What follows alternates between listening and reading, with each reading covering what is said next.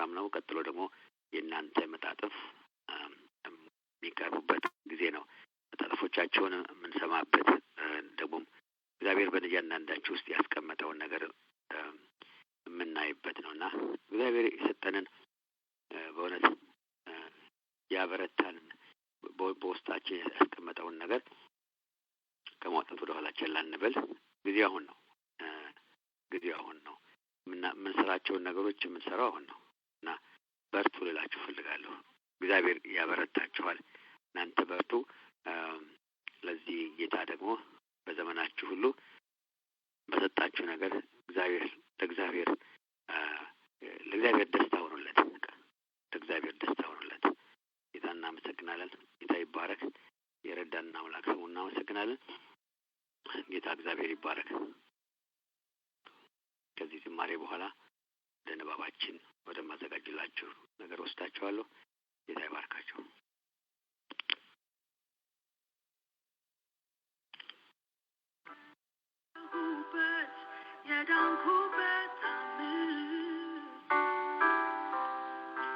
ይበቃኝ ነበረ አመስግኜ እንድኖር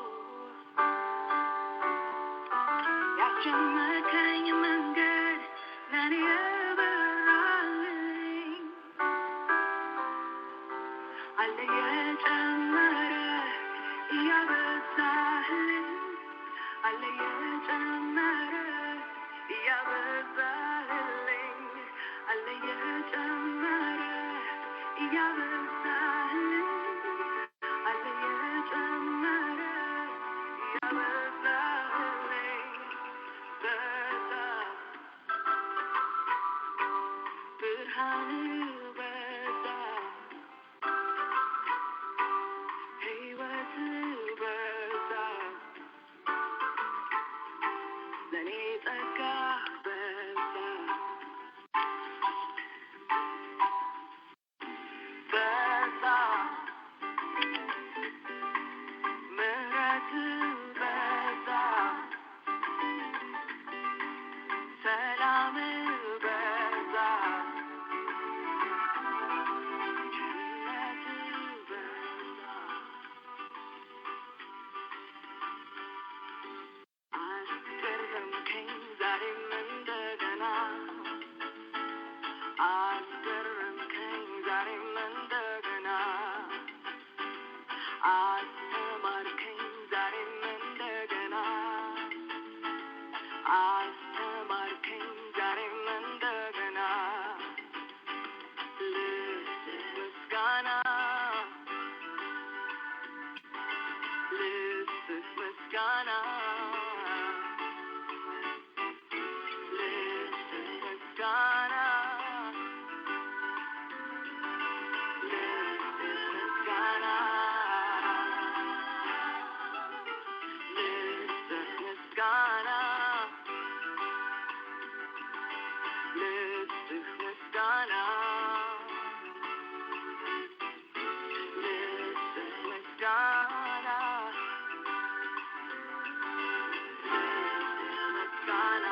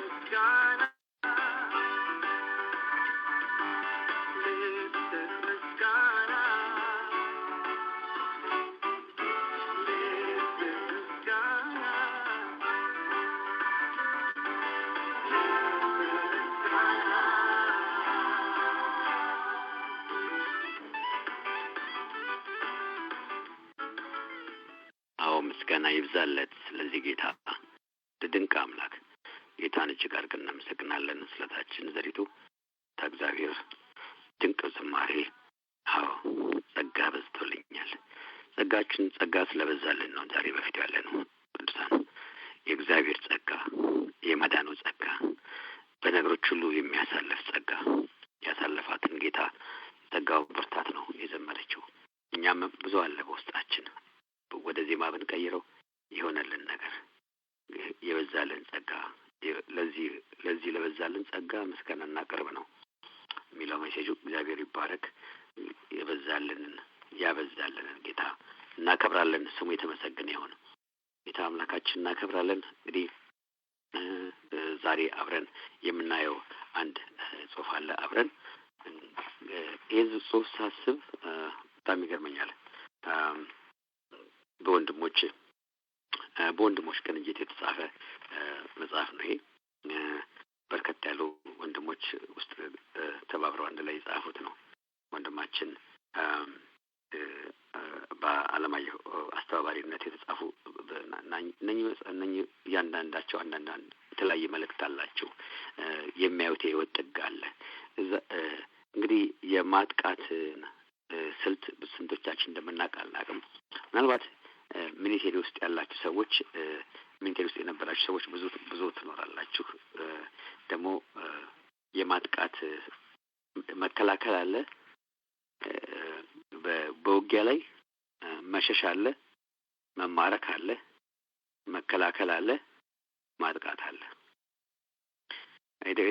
በጣም የሚገርም ነው። መጽሐፍ ቅዱሳችን በነገራችን ላይ ጳውሎስ ብዙ ነገሮችን ከጦርነት ጋር እያመሳሰለ ከስፖርት ጋር እያመሳሰለ ያስተማረን ብዙ ነገሮች አሉ አይደለም?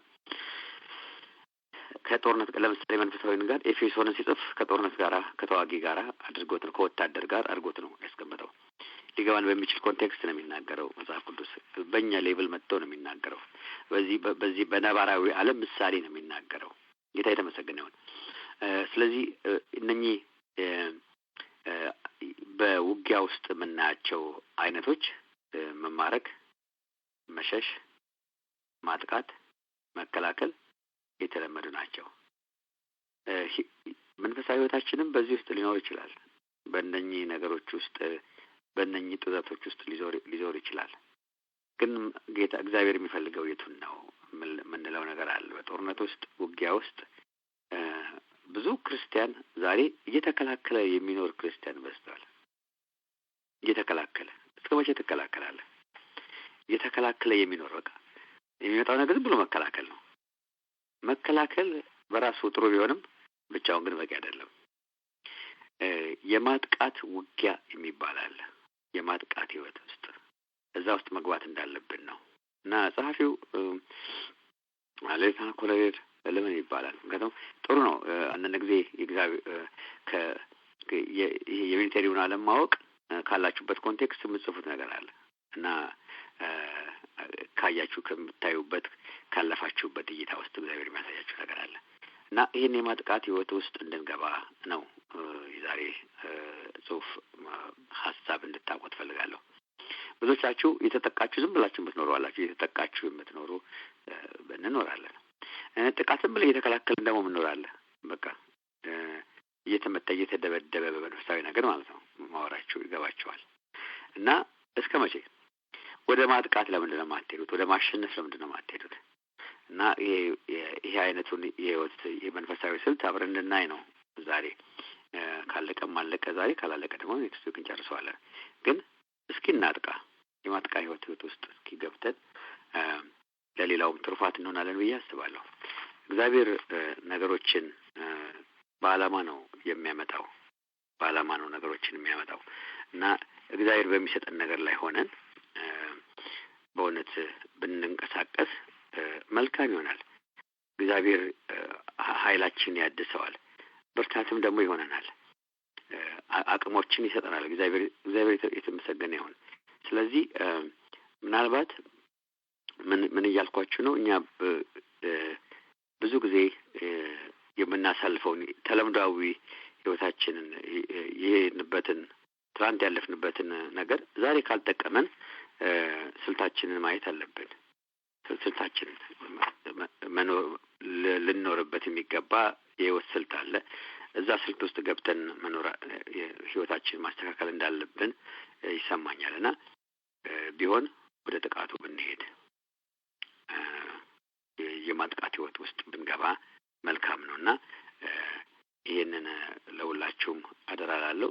እንግዲህ ጽሑፉን አነብላችኋለሁ የምንረዳውን ያህል ደግሞ በምንችለው ጊዜ ደግሞ ዲስከስ እናደርጋለን። እግዚአብሔር የተባረከ ይሁን። ስለዚህ የማጥቃትን ውጊያ ትንሽ ነገር እናስብ። ወደ ጽሑፉ እሄዳለሁ። ጌታ ይባርካችሁ። ክርስትናን በስም ብቻ እንጂ በአኗኗር ምንም አይነት እንደሆነ በውል ያላወቁ ሰዎች ክርስትና የባህሪና የኑሮ የዘይቤ ለውጥ ማምጣት እንደሚችል ቢያውቁም የራሳቸውን ሰንሰለት ለመፍታት የሚፈሩ ወይም የማይወዱ ናቸው ይላል። እንዲህ አይነት ሰዎች ራሳቸውንም ሆነ የእውቀትና የችሎታቸውን ባለቤት የሆነ እግዚአብሔርን የሚባል አምላክ መኖሩን የማይቀበሉ በመሆናቸው የክርስትናን ጥሩና ጎን የማይዳሰስበትና ደካማ ጎኑን እጅግ በማጋነን ክርስትናን ሆን ብለው በማጥላት ስራ የተጠመዱ ናቸው።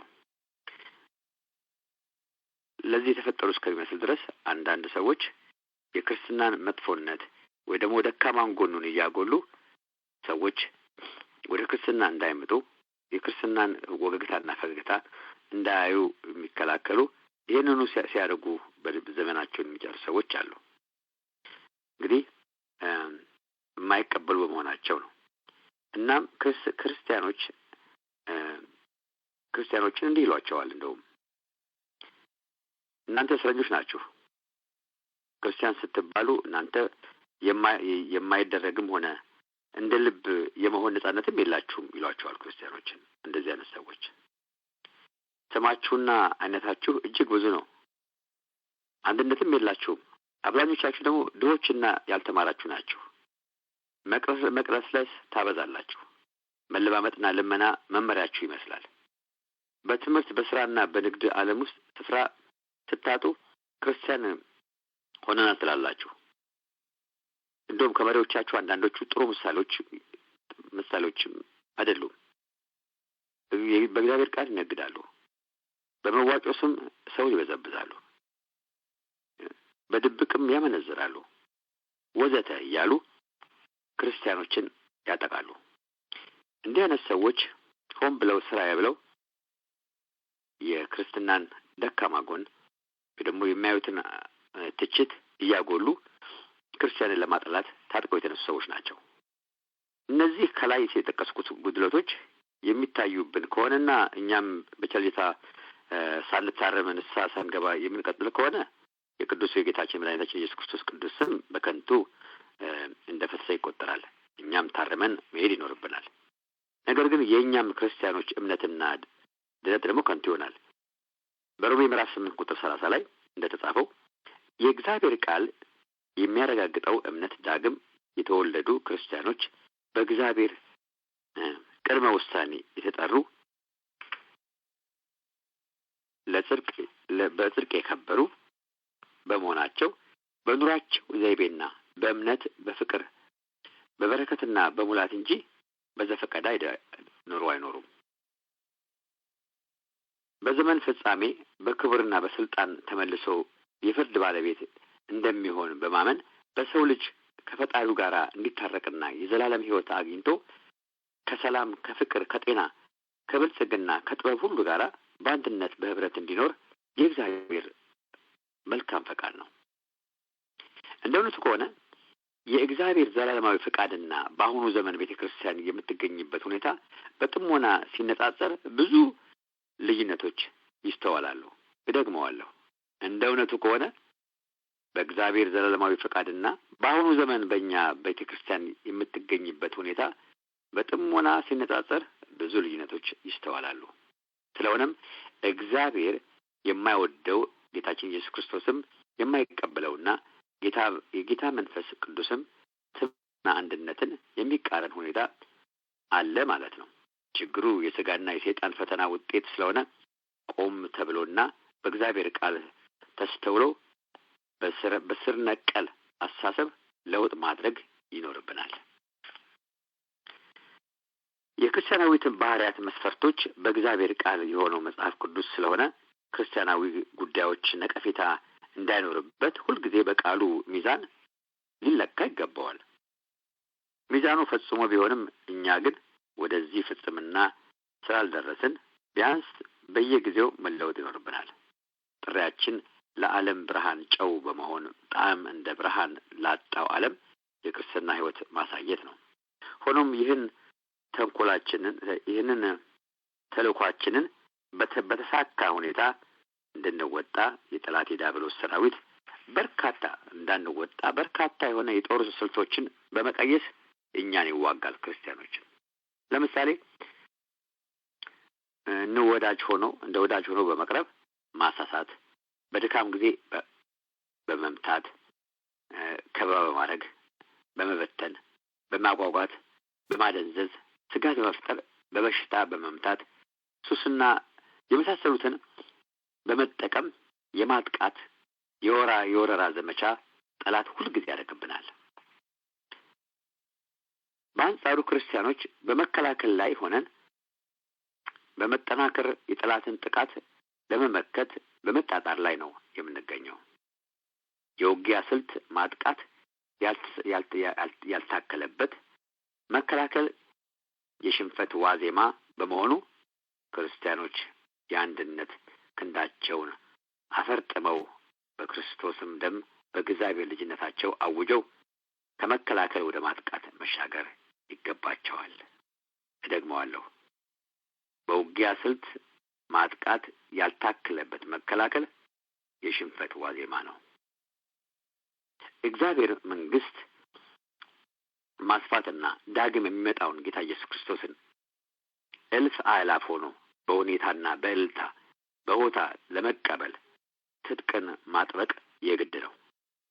ነገር ግን የጠላትን ተንኮልና ተግዳሮት ብዛት እያጎላን በመከላከል ደረጃ መቀጠሉ ወደ ድክመትና ውድቀት ሊያመራ ስለሚችል ወደ ማጥቃት የሚሻገሩ እጅግ አስፈላጊ ወቅታዊ ነው ባይ ነኝ።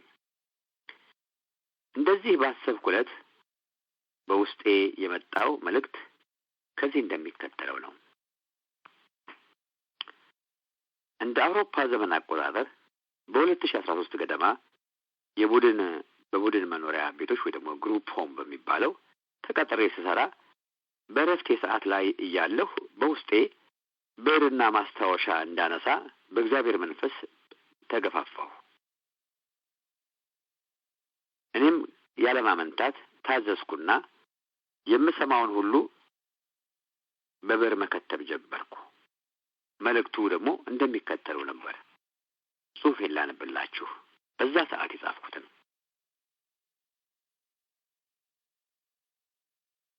አምላካችን እግዚአብሔር እንዲህ ይላል። እናንተ ሕዝቤን እንድትመሩ የተጠራችሁ የቤተ ክርስቲያኔ አንድነትና መስፋፋት ኃላፊነት የጣለባችሁ ሕዝቤን በአንድ ልብና በአንድ ሐሳብ በመንፈስ እንድታሳድጉ የተሾማችሁ የምስራችሁንም ቃል እስከ ምድር ዳርቻ እንድታዳርሱ የታዘዛችሁ ምን እያደረጋችሁ ነው? የት ነው ያላችሁት? ሕዝቤ ያውቃችኋል? እናንተስ ሕዝቤን ታውቃላችሁ? ሕዝቤ ለምን ተወናበደ? ለምንስ ግራ ተጋባ? ለምንስ ልቡ ተከፈለ? የሚያውቁኝና የማያውቁኝ መዘባበቻስ ሆናችኋል። እናንተ ግን መንግስቴን በማስፋፋት ፈንታ የየራሳችሁን ክብርና መንግስት ለማስፋፋት በግዛት በስልጣንና በገንዘብ ተናቁራችኋል። የትኛው ክርስትና ነው በትክክል እስከሚባል ድረስ ቤቴን ለምን ውበቱን አሳጣችሁት? ብርሃኔንም በሀብት ግርዶሽ ከልላችሁ ባይሆንም ኖሮ የ2000 ዓመታት ውስጥ በምድር ሁሉ በቃሌና በክብሬ እንዲሞላ ማድረግ በቻላችሁ ነበር። የእኔን ፈቃድ የምትፈጽሙ ብትሆኑ ኖሮ የአንድነት ጸሎቴን ባልናቃችሁ ቸል ባላላችሁ ነበር። ትዕግስቴን ለምን ትፈታተናላችሁ? ፍቅርና ምሕረቴንስ ለምን እንደ ሞኝነት ወይም እንደምንም ትቆጥሩታላችሁ? ከተሳሳተው ሕዝቤ ይልቅ ያሳሳችሁ ቅጣት እንደሚከፋ በቃሌ አልተማራችሁምን? ወይስ ዓይናችሁ በስልጣን ታውረዋልና እስከ መቼስ ልታገሳችሁ? የጠላታችሁን አንድነት አይታችሁ እንኳን አትማሩ። አሁንስ ይብቃ አለ እግዚአብሔር። ስሜን በከንቱ መጥራቱ፣ በማስመሰል በየጉባኤው መለፍለፉ ይብቃ። ሕዝቤን እየከፋፈለና እየበታተነ በጥርጣሬና በውዥንብር ውስጥ እየከተተ ጠላት እያመሰ ነው። ዝቅ አድርጋችሁ ሕዝቤን በመቀበል ዝቅ ብላችሁ ተሰብሰባችሁ ተመካክራችሁ በንስሐ አንድነት መንፈሴንና ጸጋዬን ተቀብላችሁ ሕዝቤን የሚቤዥበት አንድነት እንድታረጉ ፈልጋለሁ። መንፈሴ አንድ ነው፣ የማዳን መንገዴም አንድ ብቻ ነው። ይህን መሆኑንም ለዓለም ሁሉ አሳዩ። የክርስትና አይነትና ብዛት በቅጽበት ተቀይሮ አንዲት ቤተ ክርስቲያን እኔን ለማየት በምድር ላይ እንድትነሳ እንድትዘጋጅና የባዘኑትና የተወናበዱት አረጋግቶ ለመመለስ ትጉ። የሚጠፉትን ምክንያት ከመሆን ይልቅ ለሚድኑት አንድ ግዙፍ ብርሃን ባትሆኑ እኔ ቁጣዬን ከመሰንዘሬ በፊት እርስ በርሳችሁ እንዳትጠፉ ተጠንቀቁ። ሕዝቤን ሰብስቤ አቶ የመንግስት አይነት በዝቶበትና የቱን መከተል እንዳለበት መወሰን ተስኖት ሲጠፋ ዝም ብዬ የመመለከት ክፉ አምላክ እንዳልሆንኩ ከልብ ብትረዱ ንስሐ ግቡና ታርቃችሁ ተስማሙ። ተከፋፈለ መንግስት እንደማይጸና ሁሉ የተበታተለና የባዘነ ሕዝብ ጠላቱን ለመቋቋም ኃይል አይኖረውምና አንድ ሁኑ። መንገዱ ጠበብ የሚሄዱበትም ጥቂቶች ናቸው። የሚገባውም በእኔ ተከታይ እንጂ የእከሌን የሚከተል አይደለም። የተላለፋችሁትን ክርስቲያኖች ሆናችሁ ወንጌልን እየሰበካችሁ በአንድነትና ሶስትነት ያመናችሁ ሆናችሁ እያለ ነገር ግን ሆን ብላችሁ ሌሎች የሥርዓትና የእልቅና ሰበቦችን እየደረደራችሁ ሕዝቤን የምትበትኑ ከሆነ ጠባቡ መንገድ እናንተ ሁላችሁንም ሳያስገባ ትቀራላችሁ። ገቢዎች ኋለኞች ሲሆኑ ይችላሉ። ይህ እንደሆነ ከወዲህ ልብ በሉ፣ ልብ ግዙ። ሕዝቤን በአንድ መንፈስና በአንድ ሐሳብ ሰብስቡ። ይህን በአስቸኳይ በንስሐ ካልፈጸማችሁ ፍርዴ በደጃችሁ ቆማለች። እናንተ በአመፅ ተዋርዳችሁ ልጆቻችሁ ሊታዟችሁ አይችሉም። ንቁ፣ ተጠንቀቁ፣ ከሥጋችሁ ተላቀቁ። ትናንሽ ዘውዶቻችሁን በፊቴ ደርድሩና ጸጋዬና ፍቅሬን ተጎናጽፋችሁ ትሕትናን ተላብሳችሁ ለተሟላበት አገልግሎት ውጡ። በመስቀል ላይ የሞተላችሁን የልጄን ምሳሌነት አስተውሉ። በሰው ሙገሳ ተክራችኋልና በሌላችሁ ሞገስ ሕዝቤን በስሜ ለራሳችሁ ይዛችሁታልና ሕዝቤን አታስጨንቁት። ከዓለማውያን መሪዎች ብታችኋልና ወዮላችሁ። ይህ አይነቱ መንገድና ሐሳብ አይበጃችሁም። መንፈሳችሁን መርምሩ፣ የልጄንም መመሪያዎች አስታውሱ። ራሳችሁን አዋርዳችሁ እኔንና ቃሌን ከፍ አድርጉ። ተሰብስባችሁ ተመካከሩ፣ በአንድ መንፈስ አገልግሉ። የመንፈሴን ፍሬዎች በቸልታ አትዘንጉ ይላል ቅን ፈራጁ ታናሹና የፍቅር ባለቤት የሆነው የአምላካችን እግዚአብሔር። እኔም በዚህ ላይ ያሰፈርኩትን መለኮታዊ ጥሪ ምክርና ማስጠንቀቂያ እንዳጠናቀቅኩ ምን አይነት ተግባራዊ ምላሽ ይሆን የሚል ጥያቄ በሐሳቤ አውርጄ ጠላትን ለመከላከል ብቻ ሳይሆን ውጊያውን መንፈሳዊ ስለሆነ የዘመኑ ሁኔታ በማጤን የጠላትን አውዳሚ ስልትና ስትራቴጂ በመገንዘብ ለድል የሚበቃ ወሳኝ ውጊያ እንደሚሻ በማመን ለዚህ አይነቱ ማጥቃት ውጊያ ከሰማይ ሰማያት የጌታችን ኢየሱስ የክርስቶስ ዘንድ የሚመጣ ቢሆንም ትእዛዙ ምን ይመስል እንደሆነ የሚል ጥያቄ ለራሴ ሳልረሳ የሚከተለውን ሐሳብ ስላገኘሁ በጽሑፌ ውስጥ በማካተት አንድ ርዕስ ልሰጠውና እንዲሁም የማጥቃት ውጊያ ትእዛዝ አልኩት። ከጠላት ሸሽቶ ከመሮጥ በእምነት ጉልበት መጋፈጥ በሚል ሐሳብ። እንግዲህ ለውጊያ ትእዛዙ ዝርዝር በሰማይ ሰማያት በአብ ቀኝ የሚገኘው የጌታችን የመድኃኒታችን ኢየሱስ ክርስቶስ መልእክቱ ለቅዱሳን በሙሉ ላመናችሁ በዓለም ዙሪያ ላላችሁ በክርስቶስ ልጆች ለሆናችሁ ሁሉ ነው። የዚህ ዓላማ የማጥቃቱ ዓላማ ደግሞ ቤተክርስቲያን ለመከላከል ወደ አጠቃላይ ማጥቃት የመሸጋገር ዓላማ በመላ በሉሲፈር ሰራዊት ላይ በማጥቃት ማናቸውም እየተከላከለ የሚኖር ወደ ማጥቃት እንዲሄድ እንዲሁም በምድር ይህን ይሆን ዘንድ የጌታ ኢየሱስ ክርስቶስን ወደዚች ዓለም መምጫ ጊዜ ማፋጠን ነው። ዋናው ዓላማ የጌታን ወደ ምድር መምጣት ማፋጠን፣ ጠላትን ተዋግቶ ማሸነፍ፣ ቤተክርስቲያንን ለድል ማብቃት። አጠቃላይ ሁኔታው በአጠቃላይ የብሉይ ኪዳን እና የአዲስ ኪዳን ውስጥ የተጠቀሱትን በዓለም ፍጻሜ ምልክቶች ከሆኑ ውስጥ አንዱና ዋነኛው የእስራኤል በ1948 ዓመተ ምህረት በአገርና በመንግስት ደረጃ መልሶ መቋቋም የኢየሩሳሌም በእስራኤል ከተማ እንድትሆን መታደስ ሲሆን ይህንኑ ተከትሎ እስራኤላውያን በዓለም ሁሉ አሁን ወደሚገኙበት ስፍራ በገፍ ተመልሰዋል። በዓለም ላይ የክርስትና መስፋፋትና የወንጌል ዓለምን ማዳረስ የጌታ መመለሻ የተቃረበ መሆኑን ሲያመለክት፣ ጠላት ደግሞ ወደ ዘላለማዊ እሳት ገሃነመ እሳት ለማውረድ ጥቂት ጊዜ የቀረበ መሆኑ ስለተረዳ የመጨረሻ አልሞት ባይ ተጋዳይ ፍጥጫውን ለማድረግ ወደ ክርስቲያኖች ዘምቷል። ይህን ልብ ልንል ይገባል። ወገን ሁሉ ወንጌል በማሰራጨት በኩል ከፍተኛ ዘመቻ እያካሄደ ሲሆን እንደ ቀድሞው በቀላሉ እንዳይመታ የጠላትን ማጥቃት ሊመክት የሚችል ምሽግ በማዘጋጀት መጽናት በመቋቋም ላይ ይገኛል።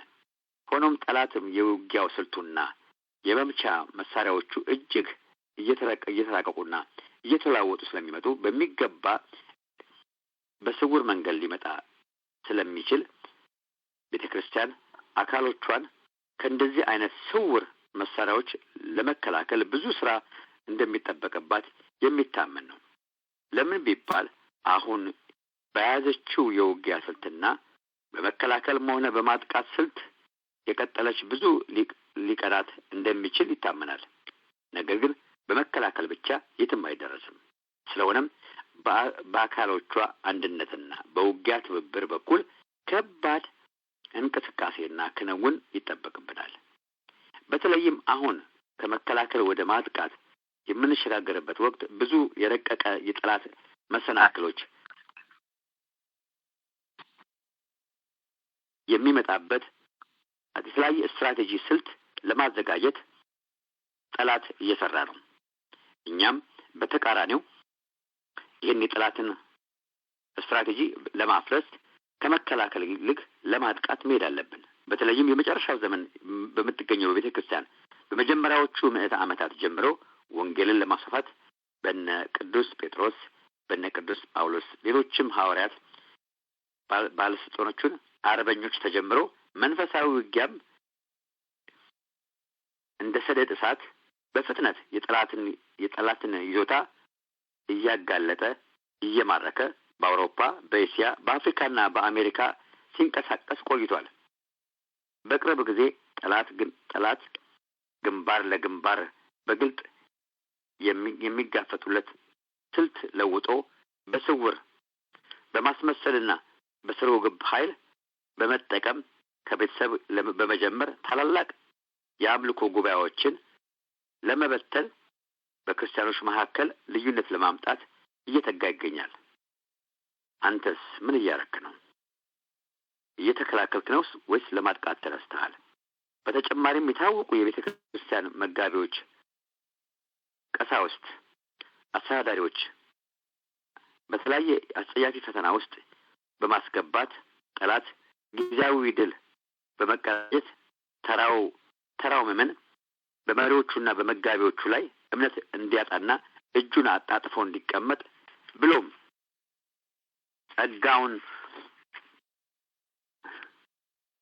ጸጋው እንዲገፈፍ ይሰራል። በዚህ ሁኔታ ህዝቡ ተስፋ ሲቆርጥ እጁን የጠላት እንዲሰጥ ለማድረግ እርምጃው እጅግ አደገኛ ሆኖ በመገኘቱ ቤተክርስቲያኗ ራሷን መርምራ ንስሐ በመግባት ሙሉ ልቧን ለአምላኳ ካስገዛች በኋላ እንደገና ጠንካራ መከላከል ብቻ ሳይሆን ወሳኝና አጠቃላይ የሆነ የማጥቃት መሳሪያ የማጥቃት ክንድ እንዲዘረጋ ያስፈልጋል። አሁን ባሉት ሁኔታ የተከላከሉ እንዲቆዩ ሆኖ ነበር። አሁን ግን መልሰው ማጥቃት የማይጠያየቅ ብቸኛ መንገድ መሆኑን ማወቅ ይኖርብናል። አስፈላጊ ሆኖ በመገኘቱ ሳይዘገይ መጀመር ስላለበት ይህ የውጊያ ትዕዛዝ ወጥቷል። ጠላት ቁጣውን የሚገልጥባቸው የተለያዩ ስትራቴጂዎች አሉ። ይህን እንዳንረሳ። የመጀመሪያው ስትራቴጂ ዓለም ሁሉ በአብርሃም አማካኝነት የተባረከበትን በሙሴ አማካኝነት ደግሞ እግዚአብሔር ቃል ወደዚች ዓለም የመጣበትን የዓለም መድኃኒት የሆነውን የእግዚአብሔር ልጅ የተገለጠበትን እና የመገናኛውን ድንኳን ተበርናክሉን እና መቅደሱን ተሰርቶ እግዚአብሔር በዛ የተገኘ ሕዝቡን ሲጎበኝ የነበረበትን ለወደፊትም ጌታችን ኢየሱስ ክርስቶስ ሲመለስ በ1000 ዓመት ብሎም የዘላለም ዓለምን ሁሉ የሚገዛበትን አገር እስራኤል ከምድር ገጽ ለማጥፋት ነው። ሌላው የጠላት ሐሳብ ይሄን ማውደም ብቻ ሳይሆን የዘመናቱን የህብረተሰቡን የቴክኖሎጂ ርቀትና ስልጣኔ ምጥቀት በመጠቀም ትውልዶችን በራሳቸው አእምሮ በመመካት አምላካቸውን የሁሉም ፈጣሪና ባለቤት የሆነውን እንዳያስቡና እንዳያምኑ ማድረግ ነው። ሰዎች የራሳቸውን እጅ ስራ ውጤት በሆነ አሸብራቂ ወይ ደግሞ ሸቀጣሸቀጥ በማስጎምጀት የውድድርና የሽቅድድም ስሜትን በማዳበር እግዚአብሔርን ሳይሆን ሌሎች ባዕድ አማልክትን ራሱን ሰይጣንን እንዲያመልኩ ለማድረግ የሚያስጎመዥ ሐሳቡን በረቀቀ ሁኔታ በመንግስትና በህብረተሰብ መዋቅሮች ውስጥ አስርጎ በማስገባት ላይ ይገኛል። ለዚህ መንቃት አለብን። በተለይም ወጣቱን ትውልድ ለመበከል እንዲያመቸው በስርዓት ትምህርት ውስጥ በካሪኩለም ውስጥ ኃጢአትን የሆኑ ነውር ድርጊቶችን ትክክል እንደሆኑ አድርጎ ለማስተማርና በካሪኩለም ውስጥ ደግሞ ይህን ነገር በአእምሯቸው ውስጥ እንዲሰርግ በማድረግ ይህን ነገር የማደራጀቱን ነገር እየቀጠለና እየገፋበት ነው። ለዚህ መንቃት አለብን። ትውልድን ማዳን አለብን። ሁለተኛው ደግሞ ስትራቴጂ በውጊያ ስልቱና በአዲስና በመልካም በሚመስል አቀራረብ መቀየር አዳዲስ የውጊያ መሳሪያዎችን በማምረት በግልጽና በስውር አልሞት ባይ ተጋዳይ የሆነ የመጨረሻ ወረራ በሰው ልጆች ላይ በክርስቲያኖች ላይ በመፈጸም ይገኛል። የመግቢያ ላይ እንደተመለከትነው ሰይጣን ከመቼውም ጊዜ ይልቅ የፍርድ ቀን በቀረበ መሆኑን ስለተገለጠለት በመሆኑም ጌታን በድል መመለስ ጠንቅቆ ስለሚያውቅ የመጀመሪያው አንድ አይነት ኢኮኖሚ፣ አንድ አይነት ሃይማኖት፣ አንድ ዓለም አቀፍ ምድራዊ መንግስት እንዲፈጠር በሰዎች በመጠቀም ሁኔታዎችን በማመቻቸት ክርስቲያኖች የመሪውን ምልክት የአውሬውን ምልክት እንዲቀበሉና እንዲያመልኩት አቅዷል። ይህን ሐሳቡን በማታለል በማስፈራራት መሰረታዊ ፍላጎቶችን ማለትም ምግብ፣ ውሃና መጠለያን ሌሎችንም ቁሳቁሶችን በቀላሉ እንዳያገኙ በማድረግና በማስጨነቅ አምላካቸውን እግዚአብሔርን እንዲክዱና እንዲደክሙ ለማድረግ በዝግጅት ላይ ይገኛል። ክርስቲያን ሆይ ንቃ! ከዚህ በኋላ የመጨረሻው አካላዊ ውጊያ የእግዚአብሔር ቃል ኪዳን ሕዝብ መኖሪያ የሆነችውን የእስራኤልን በመክበብ በአንድ ጊዜ ለመደምሰስ እየተዘጋጀ እንደሆነም መረጃዎች ይጠቁማሉ። ምልክቶችም በብሉይ ኪዳን መጽሐፍት በትንቢተ ዳንኤልም፣ በትንቢተ ኢሳይያስም፣ በትንቢተ ኤርምያስና በትንቢተ ሕዝቅኤል ውስጥ፣ በአዲስ ኪዳን ደግሞ በወንጌላት ተመልክቶች እነኚህ በዮሐንስ ራእይ ውስጥ የተገለጡ ስለሆነ ለማወቅ ብዙ የሚያስቸግሩ አይደሉም። እግዚአብሔር አስቀድሞ ተናግሯቸዋልና። ስለዚህ በመካከለኛው ምስራቅ አንስቶ በአውሮፓ በተለይም በእንግሊዝና በስዊድን፣ በአፍሪካና በናይጄሪያ፣ በላይቤሪያና በኢትዮጵያ፣ ደቡብ አፍሪካ፣ ኬንያና አብዛኛዎቹም በምዕራብና በመካከለኛው አፍሪካ አገሮች ከእስያ መካከል አስቀድመው በሶቪየት ህብረት የተበታተኑ ደረጃ ቻይና፣ ደቡብ ኮሪያ፣ ሰሜን ደቡብ አሜሪካ በከፊል ይዞታዎች ሲሆኑ ጠላት መንፈስ በመሆኑ ሊታይ ሊዳሰስ ስለማይችል በቀላሉ በእነኝህ አገሮች ላይ በዓለም ሁሉ ላይ በማሰራጨት ብዙ ስትራቴጂዎችንና እቅዶችን በማቀድ በታላቅ ቁጣ በመነሳት የሰው ልጆችን አማካኝነት እንደ ሁኔታው እየተከሰተ አብዛኛዎቹን የዓለምን ክፍል በመቆጣጠር ላይ ይገኛል። ጠላትም ሆነ ወገን ያልያዛቸውን የሁለት ፈሪ ዓለም ክፍሎችን የተለያየውን ባይታወቁም በጠላትም ሆነ በወገን ይዞታ ውስጥ እየገባ በሳይንስና በሰው አእምሮ ውስጥ ምርምር ብቻ በሚገቡ በሳይንስና እንዲሁም በተማሩ ሰዎች አእምሮአቸውን በመቀየር እግዚአብሔርን በሚያስክድ ሁኔታ ውስጥ እየሄደ እጅግ በረቀ መንገድ ሰዎችን ወደ ሀሳቡና ወደ ዓላማው እያስገባ ነው።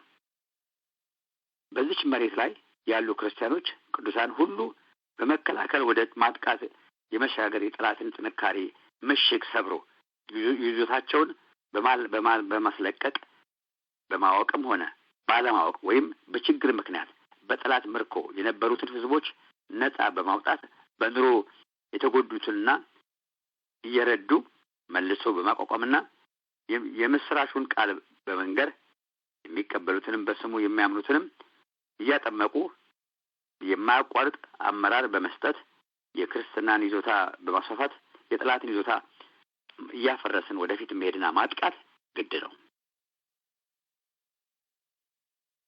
የመጀመሪያው ምዕራፍ ቤተክርስቲያን በዓለም አቀፍ ደረጃ የውስጥ ውጊያዋን ማድረግ አለባት። እያንዳንዱ አጥቢያ ቤተክርስቲያን በእግዚአብሔር ቃል በመመርኮዝ ምዕመኑን ሆነ መሪዎቹን በአካባቢው በሆነ ያሉትን ከወንድሞች ጋር አብሮ በመቆም ለውጊያው አንድ ላይ መቆም፣ በእውነትና በታማኝነት በንስሐ መቆም አስፈላጊ ነገር ነው።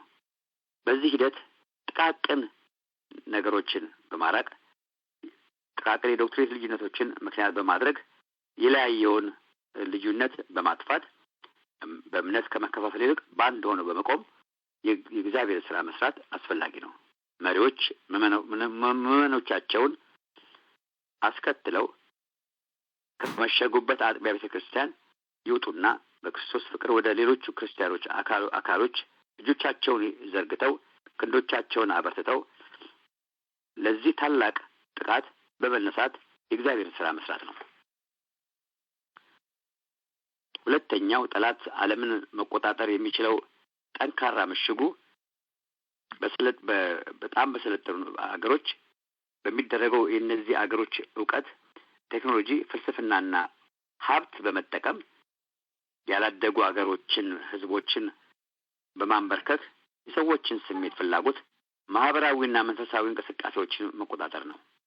በመሆኑም ቅዱሳን እናውቀው ከሀገሮቻቸውና ከመጀመር ይህንን የጠላትን ጠንካራ ምሽግ እያፈራረሱ ከመከላከል ወደ ማጥቃት መሄድ አለባቸው። እያንዳንዱ ሰው ውጊያውን ከቤቱ መጀመር አለበት።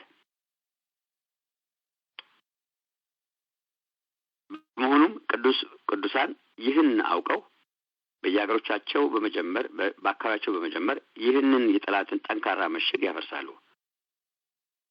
ባሉበት ያሉትን የጠላትን ጠንካራ ምሽግ አፈራርሰው የበላይነት የተቀዳጁ በሙሉ ኃይል በመንግስት ደረጃ ሳይቀር ሌሎች አገራትን ነጻ በማውጣት ውጊያ ላይ ይሳተፋሉ። ውጊያው መንፈሳዊ ነው። ስለዚህ ቅዱሳን የውጊያው ድጋፍ በሚያደርጉበት ጊዜ ከዚህ በፊት አያሌ ዘመናት ሲያደርጉ እንደነበረውና አሁንም እያደረጉ እንዳሉት በልመና በልምምጥና በድጎማ ላይ የተመሰረተ ድጋፍ ሳይሆን እነዚህን ያላደጉ አገሮች ከጠላት ማነቆ ለማላቀቅና ራስን ለማስቻል የሚያደርጉትን ርብሽ በሙሉ በመንገድ በሙሉ በመሳተፍ አልፎ አልፎም በደቡብ ሱዳን እንደሚሆነው አይነት እልቂት የበዛበት ቦታ ላይ ደግሞ እጅን በመዘርጋትና በመጸለይ ውጊያውን ወደ ማጥቃት መውሰድ የሁሉ ክርስቲያን ግዴታ ነው።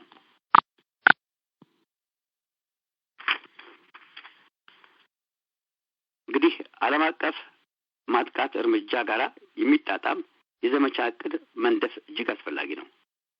ይህ ሁሉ ግን የሚጀምረው በአካባቢ ነው። እግዚአብሔር ከአካባቢያችን በማስጀመር ከራሳችንም ከግላችንም በመጀመር ከቤተሰቦቻችን ከመጀመር ከትዳራችን በመጀመር ህይወታችንን ክርስትና ህይወታችንን ቆሞ ጥቃት ከመከላከል ወደዚህ ማጥቃት እንድንሄድ ከሁላችን ይጠበቃል። ጌታ ይባርካችሁ። እዚህ ላይ ቆምና እዚህ ቀረን ጥቂት ደቂቃ ስለሆነ ሐሳቡን ትንሽ ሰመራይዝ አደርግላችኋለሁ። እንግዲህ የመነሻ ሐሳባችን የጀመርነው ቀደም እንዳልነው የውጊያውን ስልት ማለት ሁላችንም በውጊያ ሜዳ ላይ ያለነው፣ ነገር ግን ከነኚህ ውጊያ አይነቶች ውስጥ የትኛውን እየተጠቀምን እንደሆነ ሁላችሁም ታውቁታላችሁ። ማጥቃት ስትጀምሩ ጠላት ዝም ብሎ ያችሁ አልጋ ባልጋ አይደለምና ፍላጣዎች ይላካሉ፣ ግን አሸናፊ እናንተ ናችሁ። ስለዚህ ሁልጊዜ ከመከላከል ህይወት ወጥተን በጠላት ከመደብደብ አልፈን የሚከላከል ሰው ዝም ብሎ ጋሻውን ብቻ ነው የሚዘረጋው፣ ጥይት ላዩ ላይ እንዳያርፍ ነው የሚያደርገው። ሄዶ መቺውን ግን መምታት የኛ ፋንታ ነው። አጥቂውን ማጥቃት የእግዚአብሔር ኃይል ነው። ኃይሉ መቺው ጌታ ኢየሱስ ክርስቶስ የስሙ ኃይል ነው። ስለዚህ የስሙን ኃይል በማመን ወደፊት ለማጥቃት መሄድ የሁላችንም ንቁ እና የተሳካ ህይወት ውስጥ እንድንገባ እግዚአብሔር የሚፈልግ ይመስለኛል። እየመከረን ያለው እሱን ነው እና ብዙዎቻችን እየተከላከልን ያለ ነው እና የተከላከሉ መኖር ትክክለኛ ክርስትና አይደለም። አጥቅተን አሸናፊ ሆነን ሌሎችን ነጻ የምናወጣው ስናጠቃ ነውና እንግዲህ ታስታውሱ እንደሆነ ሙሴ የመጀመሪያ ህይወቱ የጀመረው በውስጡ የነበረውን ግብጻዊ እንዳልሆነ እሱ እስራኤላዊ እንደሆነ የኪዳኑ ልጅ እንደሆነ ስላሰበ በመጀመሪያው ጥቃት ወጥቶ ከቤተ መንግስት ወጥቶ ዞር ሲል ያየው ግብጻዊው ዕብራዊውን ሲገድል ነው ያየው እና የወሰደው እርምጃ ታያላችሁ። ያንን የገደለውን ግብጻዊ ያጠቃውን ገሎ መብቴ ብሎ ያበጣው በዛት ሄደ ነበር። ግን ይሄ መብቴ የኢየሱስ መብቴ ነበር፣ የእግዚአብሔር መብቴ አልነበረም። እግዚአብሔር ለትልቅ ነገር አስቦት ነበር እና በኋላ ግን ይሄ ስራው ከቤተ መንግስት አሸሸው፣ አስኮበለለው፣ ወደ ምድረ በዳ አስኬደው። ወደ ምድረ በዳ ይሄ ምን ሆነ? ተከላካይ ሳይሆን እንደውም ተጠቂ ሆነና ወደ ምድረ በዳ ሄደ አይደል? ወደ ምድረ በዳ ሸሸ። ግን ከእግዚአብሔር ጋር ሲሆን የእግዚአብሔር ድምጽ ሰማ፣ መልእክት ቃል ሲመጣለት ደግሞ ከእግዚአብሔር የተቀበለውን ትእዛዝ ይዞ በላከው አቅም ተመልሶ ወደ ሸሸበት ቤተ መንግስት ሲሄድ ታያላችሁ። ምን ለማድረግ? ለማጥቃት፣ ያጠቃውን ለማጥቃት ወገኖቹን ለ430 ዓመት በላይ በባርነት የያዘውን ፈርዖንን ከመንጋጋው ለማላቀቅ ለማጥቃት ሄደ። ለመከላከል ሳይሆን ለማጥቃት ሄደ። በምን ኃይል ሄደ ካላችሁኝ ሲነሳ መጀመሪያ ያለው አለ። ልክ ትዝ ይላችኋል። ቁጥቋጦ ሲቃጠል ቁጥቋጦ ጋር እሳት ሲነድ ቁጥቋጦ ሳይቃጠል ሲቀር ሄዶ ያንን ለማየት በሄደ ጊዜ የሰማው ድምጽ አለ። ያም ድምጽ የእግዚአብሔር ድምጽ ነበር። ድምጹም እኔ አብርሃም፣ ይስሐቅ፣ ያዕቆብ አምላክ ነኝ ብሎ ያለው እግዚአብሔር ታስታውሱ እንደሆነ ማን ልበላቸው፣ ማን ላከኝ ልበላቸው፣ ማን አንተ የሚለው ቃል በጣም ወሳኝ ነው። እና ማን ሲለው ማንነቱን ገለጸለት እሱ እግዚአብሔርና የሄደው ለማጥቃት የሄደው በራሱ ስም ሳይሆን የሄደው በማንነቱ ማን ልበል ብሎ በጠየቀው በዛ በከበረ ስም በከበረ ኃይል ተቀብሎ ነው ሄደው እና የሄደበት ስም አምኖ ሄደበት ስም ወሳኝ ነበር። ያ ታምኖ ሄደበት ስም በጣም ወሳኝ ስም ነው። በዚህ ስም ነው ሄደው። ስለዚህ ይሄን ስም ይዞ ሲሄድ በጣም የሚገርም ነው። ይሄን ስም ይዞ የሄደበትን ስም ነው ሄዶ ፈርዖን ያጠቃው። ታላቅ ተአምራት ነው ያደረገው። ስለዚህ እኛም አሁን ምላችሁ ምንድነው ከመከላከል ህይወት ወደ ማጥቃት ህይወት የምትሄዱት የላካችሁን የሾማችሁን የረዳችሁን ያዳናችሁን ጌታ ስም ይዛችሁ ነው። እሱን አንገባችሁ ነው እና እናንተ ለምታጠቁት የስሙ ኃይል ያጠቃዋል። እሱ ስትላበሱ ያጠቃዋልና ይሄን ነው መላችሁ። አንድ 8 ደቂቃ አለ። ምናልባት በዚህ ሐሳብ ላይ የምትሰጡ ሰዎች ካላችሁ ለእናንተ ድሉል ልስጥ። ለአንድም ሰው ቢሆን ለሁለት ሰው መናገር ትችላላችሁ። አሁን ምን ተረዳችሁ? በጥቃት ህይወት ውስጥ እየተጠቃን ነው የምንኖረው፣ ግን ስለዚህ ወደ ማጥቃት ህይወት እንድንሄድ ከመከላከል ህይወት ወደዚህ እንድንሄድ ነው ዛሬ በጽሁፉ ለመመካከር የመጣ ነውና ምን ቀረላችሁ? ተቀረላችሁ ውስጥ ጥቂት መናገር የምትችሉ መላኩ አለው ሰውነት የመላኩ ጌታ እግዚአብሔር ይባርክ። ማለበል ሌላ ከመላኩም ሳይሰማሁት ለምለም ሰምቼሻለሁ። እሺ መላኩና ለምለም ቀጥሉ። መሌ ቀጥል አንተ። ኦኬ ዲጋርጌ ማከብረም ወደ ወንድሜ ተባረክ። ሰላም ላንተ ይሁን፣ ሰላም ለቤቱ፣ ሰላም ለአገልግሎት ይሁን። ይሄ ጽሁፍ በምን መልኩ መሰለ ገባኝ? በተለይ አሁን ባለው የጥላት መንፈስ በተንሰራፋበት በክርስቲያኖች ላይ የወቅቱን አንገብጋቢ ጥያቄ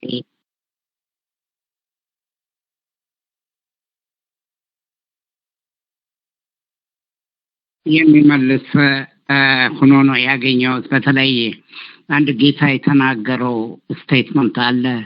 በተለይ በመንፈስ ረዳው በአሁኑ ጊዜ በጣም ቫይታል ሆኖ ያገኘሁት እስከ መጨረሻ የሚጸና ይድናል የሚለው። በተለይ ይሄ ከራፕቸር በፊት ክርስቲያኖች ከባድ መከራ ውስጥ እንደሚሄዱ በመንፈስ አንድ ቀን ብጸልይ በጸሎት ውስጥ ሆኜ እንትን ያለኝ ሁኔታ ነውና እኔ ራሴን ትንሽ ልንገራችሁና የምንዝናናበት ጊዜ አይመስለኝም።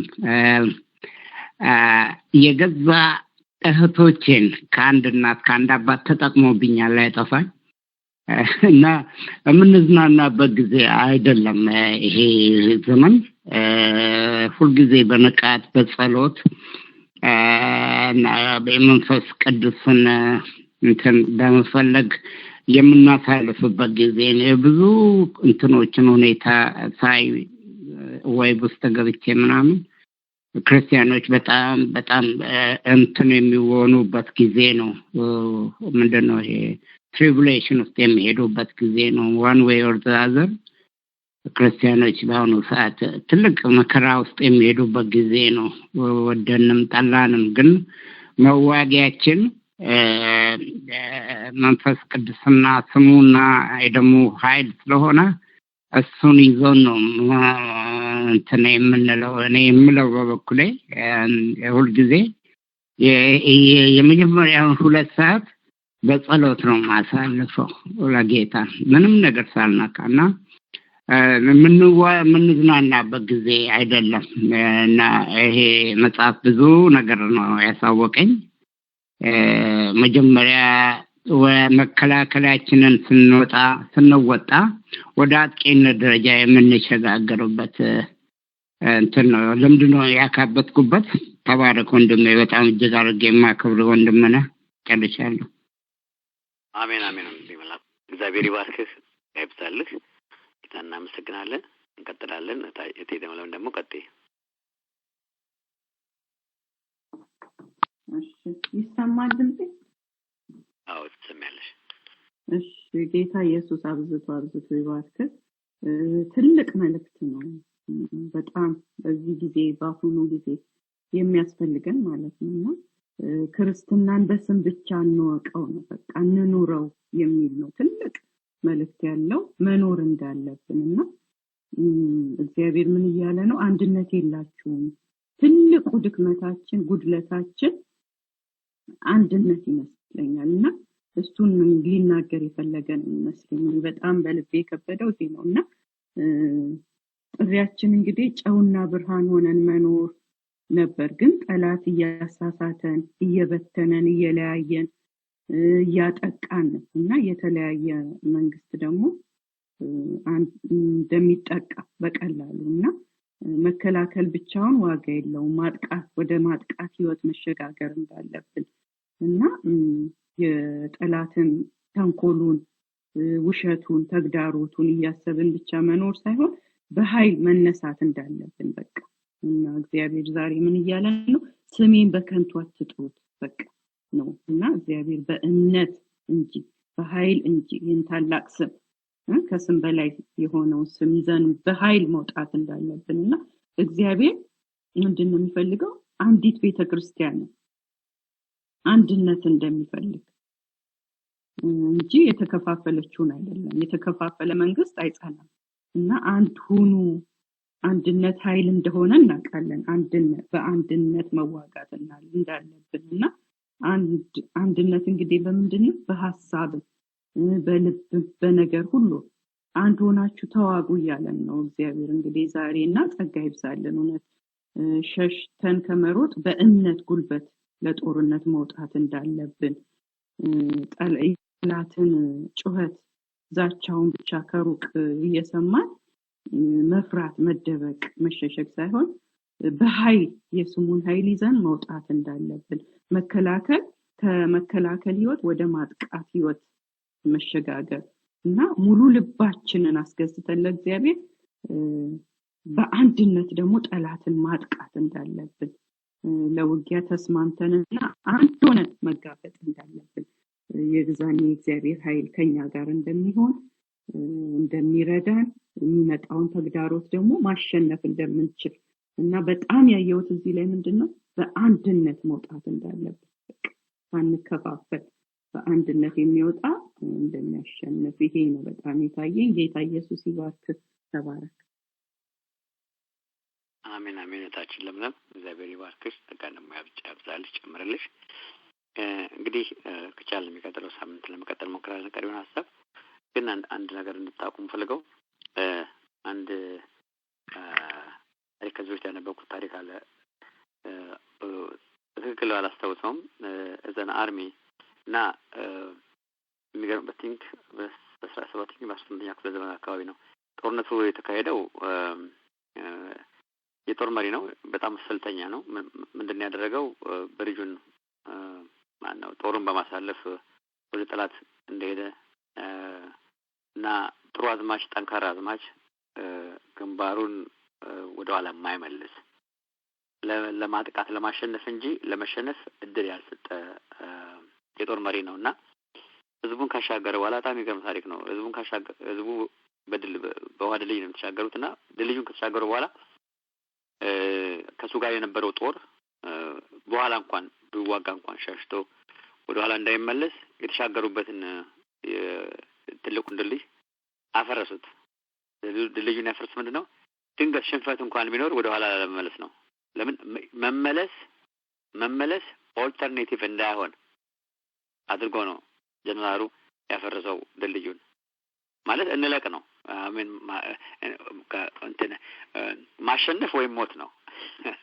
እርምጃው እና በእነዚህ አይነት ድል ሄዶ አሁን ከኋላውን ተዋጊው ሰው እመለሳለሁ የሚል ሐሳብ የለውም ስለዚህ ማሸነፍ ግዴታው ነበረ ከጠላት ጋር ለመፋለም የማጥቃቱን ስራ በኃይልና በወኔ አድርጎ እንዲዋጋን ያደረገው ከዚህ አንድ የምንይዘው ነገር አለ ማለት ጠላት የስለ አሁን ያወራኋችሁ ምድራዊ ውጊያ ነው አይደል ነገር ግን መንፈሳዊ ስታረጉት ደግሞ መንፈሳዊ ውስጥ ሽንፈት ምርጫ አይደለም ሰው ሊደክም ይችላል ሽንፈት ግን ምርጫ አይደለም ምክንያቱም ለምንድን ነው ያለው ነው የተሸነፈ አምላክ የለንም፣ የተሸነፈ ጌታ የለንም። ያሸነፈ ጌታ ነው ያለን። ስለዚህ ካሸነፈ ጌታ ጋር ሆነን የእኛን ድካም በሱ ብርታት ተላብሰን ዝም ብሎ አንድ ቦታ ቆሞ እየተከላከሉ ከመኖር እየተከላከለ የሚኖር ሰው የሚሄድ ሰው ባይዘወይ ወደፊት አይሄድም። ያለበት ግን ልክ ሪዘርቭ ሊሆን ይችላል ማለት ያለው ሊጠብቅ ይችላል የተወሰነ ያህል። ግን ጽሁፉን ቅድም ሰምታችሁት ከሆነ ያለው ምንድነው እየተከላከለ የሚኖር ሰው ነገ ለመውደቁ ምክንያት ነው ይላል። ምክንያቱም ጠላት ዛሬ በመጣበት መንገድ አይመጣም። ዛሬ የተከላከለው ከሆነ ነገ የማይከላከለው ጥቃት ይመጣበታል። ስለዚህ የተከላከሉ መኖር ሶሉሽን አይደለም።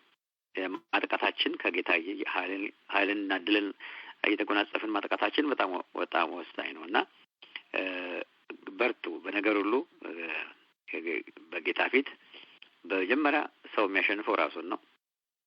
አንዳንድ ጸሎት አለ። ብዙ ሰዎች ይጸልዩታል። አስተዋይ ሰዎች ነው የሚጸልዩት።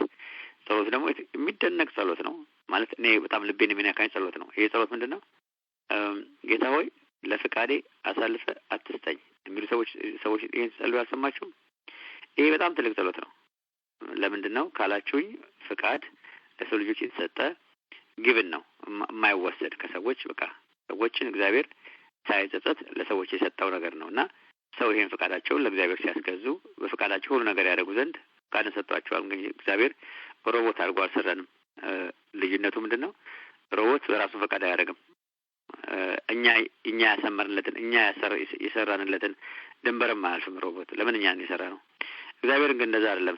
ሰሪዎች የእጁን ስራ ያደረገው ፍቃድ የሚባል ሰጥቶታል በራሱ እንዲወስድ። ስለዚህ ለዛ አሳልፎ መስጠት በጣም ከባድ ነው እና አንዳንድ ሰዎች ጸልዩ በጣም ሲሪየስ ሆነው ለፍቃድ ያሳልፈ አትስጠኝ ይላሉ እና ትልቅ ጸሎት ነው። ስለዚህ ተከላክለን ስንኖር አንዳንድ ጊዜ ለፍቃዳችን አሳልፈን እንድንሰጥ ምክንያት ይሆነናል። ስለዚህ አጥቂዎች እንድንሆን በእግዚአብሔር ፍቃድ ውስጥ እንድንሄድ ፍቃዳችን ለፍቃድ እንድናስገዛ። ይሄ መጀመሪያ አጥቂ የምንሆነው ፍቃዳችን ለሱ ፍቃድ ስናስገዛ ነው። በማድረግ ወደፊት መሄድ ማጥቃቱ ጥሩ ነው። መፍትሄ ያደርጋችኋል። የመፍትሄ ሰው ትሆናላችሁ። ሌላ ትተርፋላችሁ። ለቤተሰባችሁ፣ ለአካባቢያችሁ፣ ለቸርቻችሁም ትተርፋላችሁ ብሎ ለብዙ ሰው እግዚአብሔር ይባርካችሁ። እንግዲህ ይህ ሳምንት ለእናንተ የድል ይሁን። ጌታ ይባርክ። ወንድሜ ሰውና ጥያቄ ልጠይቅህ ለሳምንት ለአሁን አትመልስ፣ ጊዜ ስለሌለ ሩት ላይ ይሻላል። እሺ ጌታ ኢየሱስ ይባርክ። ሰላም ለእናንተ ይሁን። ጥያቄ ምንድነው? ሁሉን ነገር ክርስቶስ ኢየሱስ ድል ነስቷልና ጠላትን ተሸንፏል። ይህንን ብይስም አትዋጉ አልተባልንም፣ እንዋጋለን። ግን ድል ማድረጋችን መገለጫው ምንድን ነው? ድልስ ስንነሳ እንዴት ነው ልናቀው?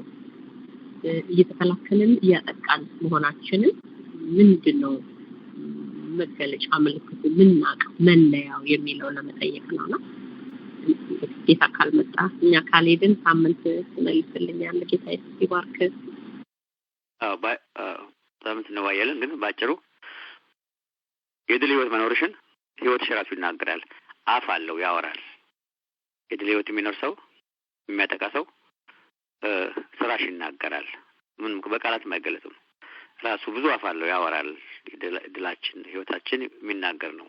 የተደበቀ የተሰወረ አይደለም። መጽሐፍ ቅዱስ ሲናገር ህይወት የተገለጠ ነው የሚለው የተገለጠ ነው እና የሚያጠቃ ሰው ማጥቃቱን ድል ሰው ለአካባቢ ሁሉ ያየዋል። የሚሰወር አይደለም እና የሚታይ ነው። ባጭሩ ይሄ ነው እንጂ ሚስትሪየስ አይደለም፣ የሚታይ ነው። ሰው ህይወቱ የተገለጠ ስለሆነ ሲጠቃም ታዩታላችሁ፣ ሲያጠቃም ታዩታላችሁ፣ ድል ሲያደርግም ታዩታላችሁ፣ ሲሸነፍም ታዩታላችሁ፣ ሲሸሽም ታዩታላችሁ። ስለዚህ ይሄ ህይወት የተገለጠ ነው። ጌታ እግዚአብሔር ይባርካችሁ። ሳምንት በቀሪው ሀሳብ እንገናኛለን። ጌታ እግዚአብሔር ይባርካችሁ። አሁን ቀጥታ ወደሚቀጥለው ፕሮግራም እናልፋለን። እግዚአብሔር ከኛ ጋር ነው። እያልዬ ድምፅሽን አሰሚኝ። አለውኝ ሰውነቴ። ሰላም ላንተ ይሁን። ተባረክልኝ እያልዬ። እንኳን ደህና መጣሽ። ጌታ ጸጋን ያብዛልሽ። በሰላም ወስዶ ደግሞ ሰላም ስላመጣሽ እግዚአብሔር ደግሞ ሀሳቡን ባንቺ ስለፈጸመ ደስታም ስለሆነሽ የጥያቄሽ መልስ ስለሆነ ጌታ እግዚአብሔር በህይወትሽ ምዕራፍ ውስጥ አንድ ነገር እንድታደርጊ የመኖርን ፐርፐዝ የመኖርን ዋና ዓላማ ከራስሽ አልፈሽ ለብዙዎች እንድታሳይ ጸጋውን ውስጥ አይነሽን ስላበራ ብዙ እንድትሰሪ እግዚአብሔር ጸጋን ስለሰጠሽ ኃይልን ስለሰጠሽ ሐሳቡን ባንቺ ስለከተተ ጌታ እናመሰግናለን። የጀመርሽው ወደ ፍጻሜ ሄድ በርቺ። እግዚአብሔር ይባርክሽ።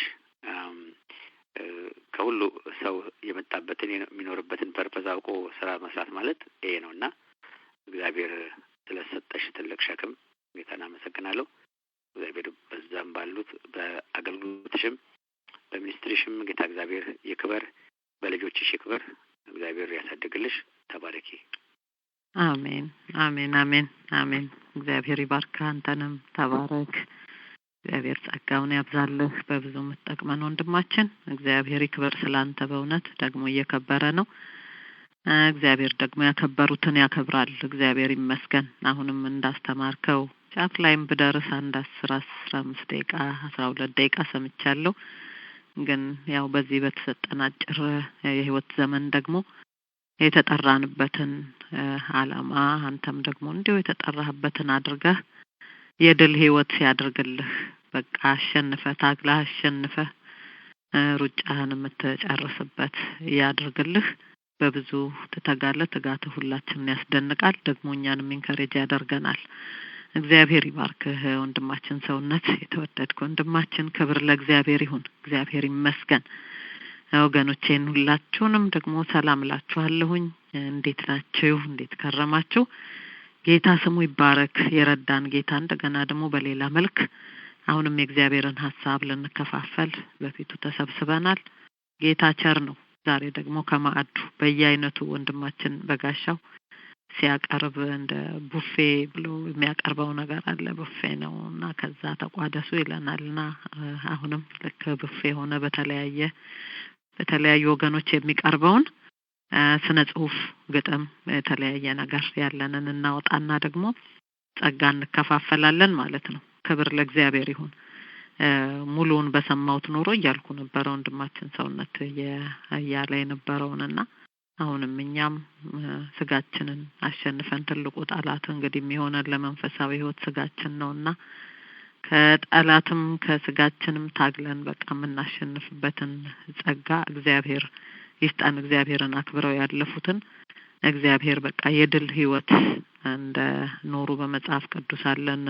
ጳውሎስ እና ሙሴ እና ዳዊት እና አብርሃም ብዙዎችም በምሳሌነት መግለጽ ይቻላል። በአንጻሩ ደግሞ የእግዚአብሔርን ሐሳብ ጀምረው ያቋረጡ ወይም ደግሞ በቃ እግዚአብሔር ላለላቸው ነገር ችላ ብለው ሳይታዘዙ ቀርተው ሩጫቸውን ያልጨረሱ ሰዎች አሉና ሳኦልን፣ ሳምሶንን ብዙ ሰዎችን እዛ ውስጥ እናያለን። የምድረ በዳውን የእስራኤልንም ጉዞ ጨምሮ ብዙዎችን በምሳሌነት ማንሳት ይቻላልና እግዚአብሔር በቃ ላለልን ለዚህ ዓላማ በቃ በጣም ኃላፊ ናት። ትላንት ከልጄ ጋር እያወራው ለዚህ ይሄ እኮ በቃ ቴምፖራሪ ላይፍ በቃ ይሄውን ብቅ ብለን የምንሄድበት ነው እያለች ተናገር። ሌላ ነገር ነበረ በቃ በውስጤ የሚሰማኝና እውነትም በጣም አጭር ነው። ወደኋላ አስቡት የሄድናቸውን ዘመናት የቀረልንን ዘመን ግን እግዚአብሔር ባርኮልን እንደ እግዚአብሔር ሐሳብና ፈቃድ የምንመላለስበት እግዚአብሔር ያድርግልን። በእኛ ላይ ያለው ዓላማ በቃ እንዲፈጸም በትክክል በቃ የጨረስን ሰዎች እንድንሆን እንዳልጨረሱት እንዳንሆን ጌታ ይርዳን። እግዚአብሔር ይመስገን። ለዛሬ የተዘጋጃችሁ ወገኖች እስቲ ስማችሁን ስጡኝ። እግዚአብሔር ይባርካችሁ።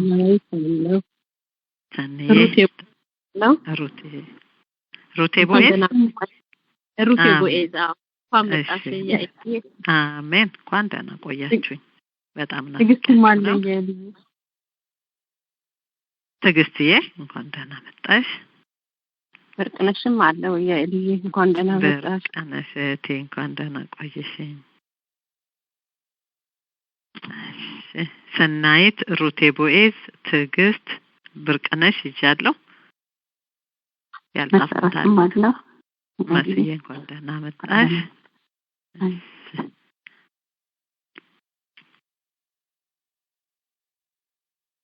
እሺ ሌሎቻችሁ የተዘጋጃችሁ በሰኔ እንጀምር እስቲ። ተባረኩልን።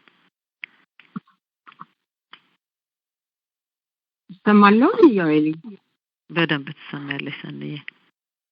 አሜን አሜን። እግዚአብሔር ይባርክሽ። ተባረኪ። ዘመንሽ ይባረክ። እንኳን ደግሞ በሰላም መጣሽ። ያው ሳምንት አግኝቼሻለሁ። እግዚአብሔር ይባርክሽ። ባርኮ ለበረከት ያድርግሽ። ይሙላልሽ፣ ሐሳብሽን ያሳካልሽ፣ ይከናወንልሽ፣ ይስመርልሽ። አሜንና አዎ ይሁንልሽ። ተባረኪ። ከነቤተሰቦች በእድሜና በጤና ተባረኩ። ወንድሜ ሰውነት እግዚአብሔር ይባርክ። በጣም አስተማሪ ነው። እግዚአብሔር ያብዛልህ፣ ይጨምርልህ። ተባረክ። እህቶቼ ድምጻችሁን የሰማሁት ተባረኩ። በላዩ ላይ ያላችሁ ሁላችሁ ቅዱሳን ተባረኩ። እግዚአብሔር ይባርካችሁ። ወንድሜ በጋሻውን አልሰማሁትም፣ እንግዲህ ይገባል በኋላ ላይ። እግዚአብሔር ይባርክ። ሃሌሉያ። ክብር ለአምላካችን ለእግዚአብሔር ይሁን። ሃሌሉያ። እንደ እግዚአብሔር ያለ ማንም የለም። የረዳን ያገዘን እግዚአብሔር ይባረክ። ከቁጥር ሳንጎል ሳምንታችንን ጠብቆ ደግሞ ያገናኘን። ክብር ይሁን ለታማኝ ነው እግዚአብሔር። እኛ እንኳን ባንታመን እሱ ለዘላለም ታምኖ ይኖራል። ሃሌሉያ። ቃሉን አይለውጥም፣ አይጸጸትም ደግሞ በሰጠን ነገር ሁሉ። እግዚአብሔር ይባረክ። ሃሌሉያ። ብዙ አማልክት አሉ የኔ አምላክ ይለያል፣ ብዙ ጌቶች አሉ የኔ ጌታ ይለያል፣ ብዙ አባቶች አሉ ብዙ ኃያላን አሉ የኔ ኃያል ይለያል፣ የተመረጡ ጠላቶች ይውጡ ከውስጤ ከልብ አንድም አላስቀርም ለማለም ብዬ አቀርባለሁ ለጌታዬ፣ አንድም አላስቀርም እሰዋለሁ ለጌታዬ። ብዙ አማልክት አሉ የኔ አምላክ ይለያል፣ ብዙ ጌቶች አሉ የኔ ጌታ ይለያል፣ ብዙ አባቶች አሉ የኔ አባት ይለያል፣ ብዙ ኃያላን አሉ የኔ ኃያል ይለያል፣ የተመረጡ ካህናቶች ይውጡ ከውስጤ ከልቤ አንድም ባላስቀር ለማለም ብዬ አቀርባለሁኝ ለጌታዬ፣ አንድም ባላስቀር ለማለም ብዬ እሰዋለሁኝ ለጌታዬ፣ አንድም ባላስቀር ለማለም አቀርባለሁኝ ለጌታዬ፣ አንድም ባላስቀር ለማለም እሰዋለሁኝ ለጌታዬ። ሃሌሉያ። ምስጋና፣ ክብር፣ አምልኮ፣ ስግደት፣ እልልታ የሚገባው ጌታ ስሙ ይባረክ። ሁሉንም ያለን በሙሉ የሰጠን ለሱ እንሰጣለን። ምንም አናስቀርም በሙሉ ኃይላችን።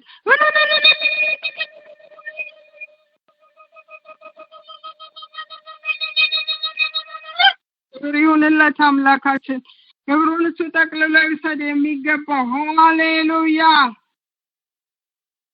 በስራ ላይ ያለው እግዚአብሔር ሃሌሉያ ሃሌሉያ። እናመሰግንሃለን ጌታ ሆይ፣ ሁላችሁ አመስግኑ ይላል።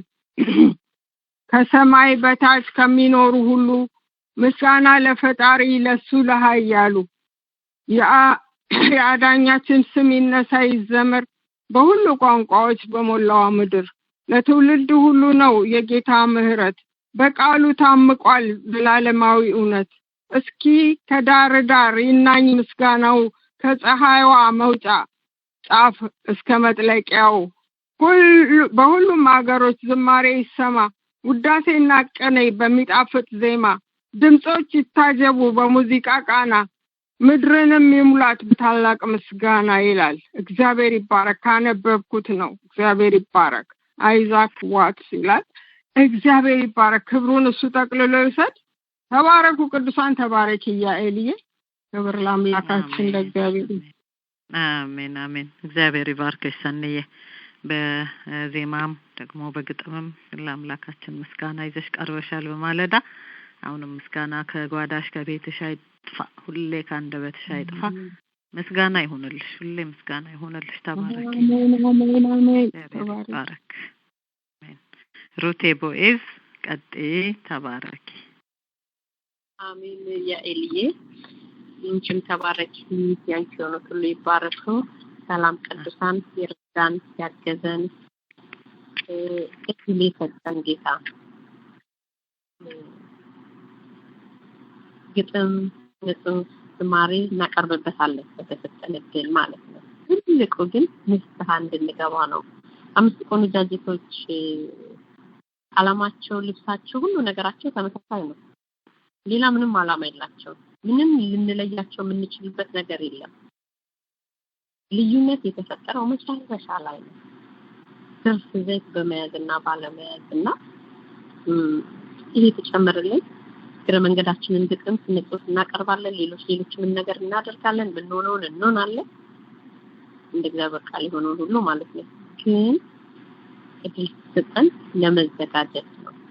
ለመሄድ ወይም ደግሞ ጌታን ለመቀበልና እግዚአብሔር ይባረክ። ይሄ ነው ብያምናለሁ ዋናው ነገርና ጌታ ይመስገን።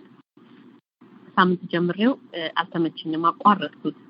አንድ ጽሑፍ ነው የራሴ ነው። እንደዚህ ይላል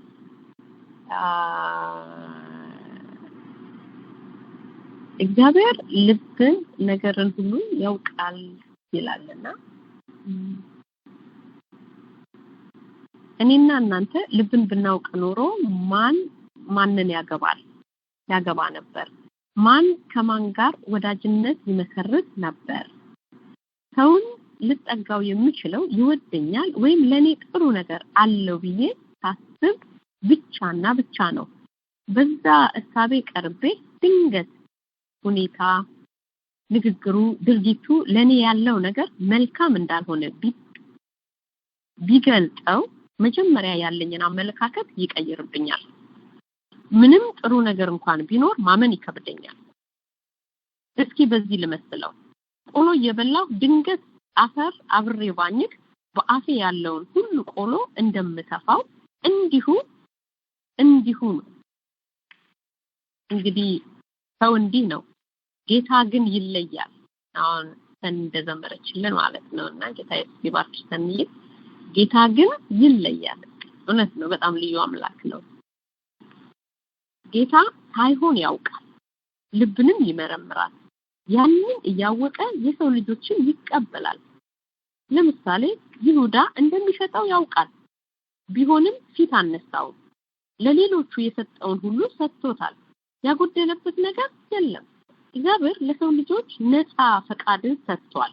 የሰው ልጆች ምን ቢያደርጉ ምን ቢሰሩ ይህንን የሰጣቸውን ፈቃድ ሊነጥቃቸው አልፈለገም። ለዚህ ነው ሔዋንን አትቢ የተባለችውን ፍሬ ጠጥፋ ስትበላና ስታበላ እጇን መጥቶ ያላስጣላት። የሚገርመው ደግሞ የራሳቸው ጉዳይ አላላቸው። ነግሬያቸው ነበር አልሰሙም። ስራቸው ያውጣቸው አላላቸው። በራሱ ላይ ጨከነ፣ በራሱ ላይ ወሰነ። ሰው ሆኖ መጥቶ በእነሱና በልጅ ልጆቻቸው እስከኛ ደግሞ ከኛም በኋላ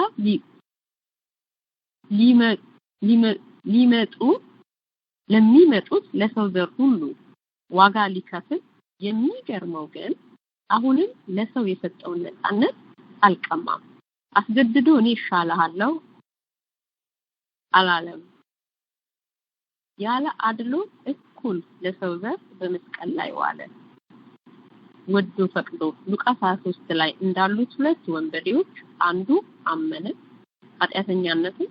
ከዛ ይሄ ፍርድ ለኔና ላንተ የሚገባ ነው፣ ምክንያቱም በደለኞች ነንና። እሱ ግን ንጹህ ነው፣ ይሄ ፍርድ አይገባውም ብሎ አላቆመም። መለስ ብሎ በትህትና ጌታ ሆይ በመንግስት በመጣ ጊዜ አስበኝ አለው። ጌታም እውነት እልሃለሁ ዛሬ ከኔ ጋር በገነት ነህ። ዛሬም ኢየሱስ ያድናል። ኃጢአታቸውን ለተናዘዙ ይቅር በል ይላሉ። አምላክና ጌታ አድርገው በላይ እሾምሃለሁ ለሚሉ በእርግጥ ጌታ ኢየሱስ ክርስቶስ ያድናል። እንደዚህ አይነት ሰዎች ካላችሁ ይሄ ድል አይለፋችሁ እላለሁ። ጌታ ይባርካችሁ። ተባረኩ። ጨርሻለሁ። ያኤልዬ አሜን አሜን። ሩትዬ እግዚአብሔር አምላክ ይባርክሽ። ተባረኪ። ትልቅ መልእክት ነው ያቀረብሽልን።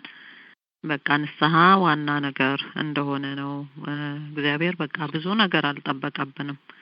የሰው ልጅ እንድካምም እጅግ ጠንቅቆ የሚያውቅ አምላክ ስለሆነና ኃጢአትሽን ብቻ ወቂ ይላልና ከጌታ ጎን የተሰቀለውን በቃ ስተቱን ብቻ አድሚት አድርጎ በቃ ተመልሶ ወደ እግዚአብሔር አስበኝ ያለው እና በንስሐ ወደ እግዚአብሔር መመለስ ይቻላል። ከእግዚአብሔር ጋር መታረቅ ይቻላል። ንስሐ ነው በቃ መንፈሳዊን ተሐድሶ የሚያመጣልን የእግዚአብሔርን ጸጋ የምንቀበልበት ከጠላትም ከዲያብሎስም ከባርነት ነፃ የምንወጣበት ንስሐ ነው። በቃ ንስሐ እውነት ነው። በቃ ወደ እውነቱ መመለስ ነው። እውነት አርነት ያወጣችኋል እንዳለ በንስሐ በክርስቶስ ደም ታጥቦ መንጻት ይቻላል። በቃ ንስሐ በመግባት ብቻ ያ ሰው ዛሬ ከኔ ጋራ በገነት ትኖራለህ ያለው ሰው በቂ ምሳሌያችን ነው። እና እግዚአብሔር አምላክ በእውነት ያግዘን። አሁንም ያልወሰናችሁ ወገኖች ብዙ ነገር ብዙ ጣጣ ብዙ ስራ እንደማያስፈልገው ነው። ከእግዚአብሔር ጋር መታረቅ በልጁ በኢየሱስ ክርስቶስ ብቻ አምኖ መዳን ነው። በቃ ይሄው ነው። በጌታ በቀራንዮ መስቀል ላይ እኛን ለማዳን ያፈሰሰውን የክርስቶስን ደም እንድናስብ የሚያደርግ ነው ንስሐና በቃ ያንን አምኖ መዳን ብቻ ነውና እግዚአብሔር ይባርክሽ ሩትዬ፣ ተባረኪ፣ ጸጋውን ያብዛልሽ ይብዛልሽ። ትግስትዬ ቀጥይ ደግሞ ካንቺ ጋር እንቀጥላለን። ሰላም ሲስተር። አቤት። ሄሎ ስምረት ያዥኝ ቦታ ካለሽ። እሺ አለኝ። እቴ ስምረት እንኳን ደህና መጣሽ። ሌላ ሰው አለ በዚሁ?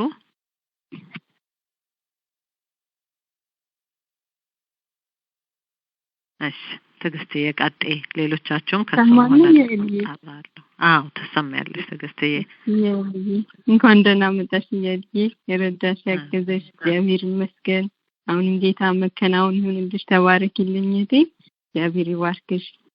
ሰላም ለእናንተ ይሁን። በመስመር ያላችሁ ድምጻችሁን የሰማሁቶቼ እንድሜ ሰውነት እግዚአብሔር ይባርካችሁ። ተባረኩ። ከኔም በኋላ የምትገቡ ጸጋውን ያብዛላችሁ። ተባረኩልኝ። ዛሬ የማቀርበው ሁለት አጠር ያሉ ግጥሞች ናቸው። አንደኛው ከዶክተር አዳሙ ቱሉ የወንዝ ዳር ህልሞች ከሚለው የጉያ ሰዓት የሚለው ነው። የሰው ቤት ተቃጥሎ ኡኡታ ሰምቼ ማለዳ ስወጣ ካልጋ ተነስቼ ግማሽ ጎኑ አልቆ ያጎራባች ቤት ንብረቱን ያወጣል የተረፈ ድንገት የወዳጄን ጉዳት እኔም ተጎድቼ እሳት ሳላዳፍን ከጓዳ ገብቼ በንፋስ ተገልጦ በተከፈተ በር ጎጆዬን አጋያት ገመናዬን ጭምር አጥብቄ ሳልዘጋ የራሴን ቤት ትቼ የሌላን ላጠፋ ብሄድ ተነስቼ ቃጠሎ በዛና ጓዳዬ የገባው ይኸው ያምሰኛል በወጣው በገባው ይላል። ሁለተኛው ደግሞ የጻፍኩት ነው። የለም ያለው ማን ነው ይላል። ዘግይቷል አይመጣም የምትጠሩት የለም በከንቱ አትድከሙ እናንተን አያይም መች ደረሰላችሁ ችግር ሲያገኛችሁ እያለ በሐሰት ተስፋ የሚያስቆርጥ በትንሽ ትልቁ ያደረገን ድንጉጥ አምላካችሁ የታል ብሎ የጠየቀ የለም ያለው ማን ነው?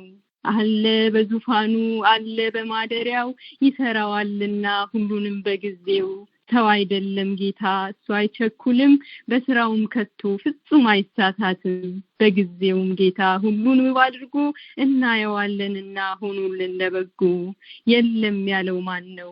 አለ በዙፋኑ አለ በማደሪያው ምድርና ሰማይን ሁሉን የፈጠረው አለ በዙፋኑ አለ በማደሪያው ምድርና ሰማይን ሁሉን የፈጠረው። ጨርሻለሁ። ያይልኝ ተባረኩልኝ። አሜን አሜን። ትግስትዬ እግዚአብሔር አምላክ ይባርክሽ። ተባረኪልን እህታችን። ዶክተር አዳሙንም እንዲሁ አዳምን እግዚአብሔር ይባርከው። በጣም ደስ የሚል ሁለቱም የራስን ነገር አንዳንዴ በቃ አዝረክርከን ነው ሌላውን በአደባባይ ያለውን ነገር የጓዳችንን ትተን ምን ሆነውን ጉዳይ የሚጠቅስ ነው። የዶክተር አዳሙም ራሳችን ቤታችንን አገልግሎታችን ህይወታችንን በተለይ ሌላው ላይ መጠቆም ወይ የሌላው ነገር መርዳትም ማድገዝም ሁሉም ይቻላል። ግን መጀመሪያ የራስንና ዙሪያን ማየት የሚለውን ሐሳብ ተምሬያለሁ። የለም ያለው ማን ነው በሚለውም እንደዛው እግዚአብሔር አለ በዙፋኑ ላይ የዘገየ ሲመስል እሱ አይዘገይም ነው የሚለው አይደል? ይመጣል። ሲመጣ ደግሞ በሰዓቱ በጊዜው እግዚአብሔር ይመስገን። ትዕግስትዬ ያብዛልሽ ይጨምርልሽ። ተባረኪ እህታችን። ብርቅነሽ ጋር ደግሞ እንቀጥላለን። ተባረኪ ብርቅነሽ።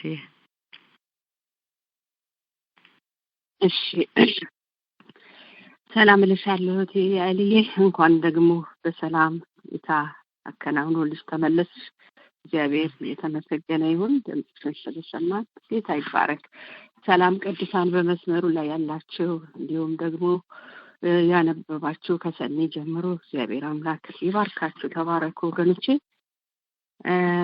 ዛሬ የማነበው ረዘም ያለ ነው፣ ግን ቆራርጬ አነባዋለሁ ብዬ ነው። ከዚህ ካነበብኩት ነው የብር ትሩፋት ተነበውም እንደሆነ አላውቅም፣ ግን ታሪኩ የአብዛኛዎች ታሪክ ስለሆነ ለማንበብ ወስኛለሁ። አርስቱ ብትንትን ይላል። የአብዛኛዎች የኢትዮጵያውያን ወጣት ልጆቻችን ታሪክ ነው። ማለት ወጣቶች ብዙ ጊዜ በቃ ያለፉበት ነው፣ ያለፉበት የቀጠለ ነገር ነውና ለአንብበው ብዬ ወሰንኩኝ። ለአንብበው የተጻፈው በዳንኤል ኃይሉ አሰፋ ነው። ሲልቨር ስፕሪንግ ሜሪላንድ ያለ ወንድም ነው። እንግዲህ አነባዋለሁ። እንዲህ ይላል። የወይዘሮ ጋየው ሰፈር ሰዎች አንዳንዶቹ ጋቢ፣ ሌሎቹም ዳቦ ቆሎና የገብስ ቆሎ ይዘው መጥተዋል። አቅም የሌላቸውም መልካም ምኞቶቻቸውን ለመግለጽ ተሰብስበው ደሳሳ ቤታቸውን ሞልተውታል። እንግዲህ ሊቀ መላኩ ይከተልሽ፣ እኛንም አደራ እንዳትረሺ አሉ ወይዘሮ ብርቄ። 10 ዓመት በኋላ አይናቸውን ገጥበው የመጡት አክስቷ እትዬ ጣላለም መቼም ጧሪያችን አንቺ ነሽ ብለው ቀጠሉ። የኑሮ ጉስቁልናና የአረቄ ሱሰኝነት ባስከተለባቸው ምክንያት ወንድማቸው አቶ ዘለቀ ከሞቱ ጀምሮ አክስቷ ወይዘሮ ጋየው ቤት ድርሽ ብለው አያውቁም። ለዚህ ነበር ጎረቤቶቻቸው በግልምጫ የገረመሟቸው። ወይዘሮ ጋየው የሞት ልጆቻቸውን ለማሳደግ የከፈሉት መስዋዕትነት በቀላሉ የሚገለጽ አልነበረም። ምክንያቱም በሰው ቤት ተቀጥረው በተመላላሽ ሰራተኝነት እየሰሩ ፍልጥ እንጨትና ጥፍጥፍ ከሰል እየቸረቸሩ የቀይ ጥቁር ሆነው ነበር 3 ልጆቻቸውን ያሳደጉ። አንድ ቀን እንኳን ያልጠየቋቸውና ቡና ጠጡ ብለው ያልጠሯቸው ሁሉ ልጃቸው ውጭ ሀገር ልትሄድ ነው ሲባል ወደፊት በሄደችበት ሀገር ካለፈላት እንዳትረሳም በሚል እሳቤ ነበር ፊት ለመስመታት የተሰበሰቡት። ይህ ሁሉ ሲሆን በእናትየዋ ወይዘሮ ጋየውና በልጃቸው ልብ ውስጥ ብዙ ነገር ይተራመሳል።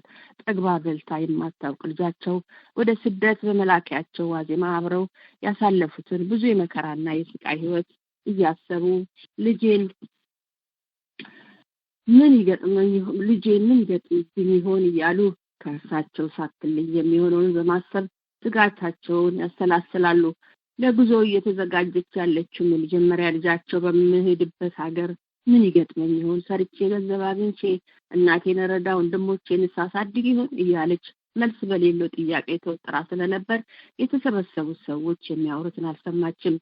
የ17 ዓመቷ ኮረዳ ህይወት ዘለቀ በኑሮ ጫና የደከሙ እናቷን እያየች ትቆዝማለች። ከእርሳቸው መለየቷን ስታስብ ጭንቅ ይላታል። ለመሰደድ የወሰነችውም ሌላ ምርጫ ስላጣች ነበር። በሀሳብ ተውጣ ስለነበር ህይወት የጎረቤቶቿ ሰዎች ቤት ውስጥ መኖራቸውን ረስታለች። እነርሱ ግን የከሌት ልጅ ይህንን ሰራች፣ የከሌት ልጅ ደግሞ ያንን ፈጠረች እያሉ የተጋነነና ማረጋገጫ የሌለው ሀሜታቸውን አጣጥፎታል። የስደት ጉዞዋን እያሰበች ህይወት እንቅልፍ አጥታ ማደር ከጀመረች 1 ሳምንት አልፏታል። ኮንጎ ሰፈር የሚኖሩትና ኑሮ ያንገዳገዳቸው እናቷ ወይዘሮ ጋየው ታዳጊ ልጃቸው ወደ አረብ ሀገር ሊሸኙ የወሰኑት ስቃያቸውን ማየት አላስችል እንዳላት ከተረዱ በኋላ ነበር። የትምህርት ቤት ጓደኞቿ ወደ አረብ ሀገር የሚደረገው ጉዞ ቀላልና ትርፋማ እንደሆነ ሲያወሩ ሰምታ ነበር ለመሄድ የቆረጠችው። ምንም እንኳን በትምህርት ጎበዝ ተማሪ ብትሆንም ያለ ቁርስና ያለ ምሳ የሚውሉ ወንድሞቿን እያየች እሷም የራሷን በትምህርት ቤት ጓደኞቿ ከማረው ምሳቃቸው የሚያስጎመጅ ምግብ ሲመገቡ ከቧንቧ ውሃን በመጠጣት ረሃቧን ስታሳክስ የነበረችበትን ጊዜ አትረሳውም። ይህንኑ ስቃይና በድህነቷ ምክንያት ሲደርስባት የነበረውን የተማሪዎች ተረብ ተቋቁማና ትምህርቷን አጠናቃ እናቷን ለመርዳት የነበራት ህልም እውን የሚሆንበት ወቅት ራቀባት። ድህነት ያስከተለባትን ጉስቁልና አንሶ ድንገት በኩላሊትና በእግር ህመም እናቷ ወይዘሮ ወጋየሁ ይሰቃዩ ጀመር። ከዚህም የተነሳ የወትሮ ስራቸውን መስራት እየተሳናቸው ከሚበሉበት ጦም የሚያድሩበት ቀን በዛ። በዚህ ጊዜ አይኗ እያየ በሞት ሳያመልጧት እናቷን ለመርዳት ቆረጠች።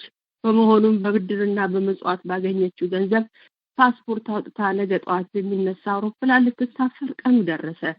ከከተማ አውቶቡስ በቀር በግል መኪና ተሳፍራ የማታውቀው ህይወት በአውሮፕላን በሰማይ ልትበር ነው።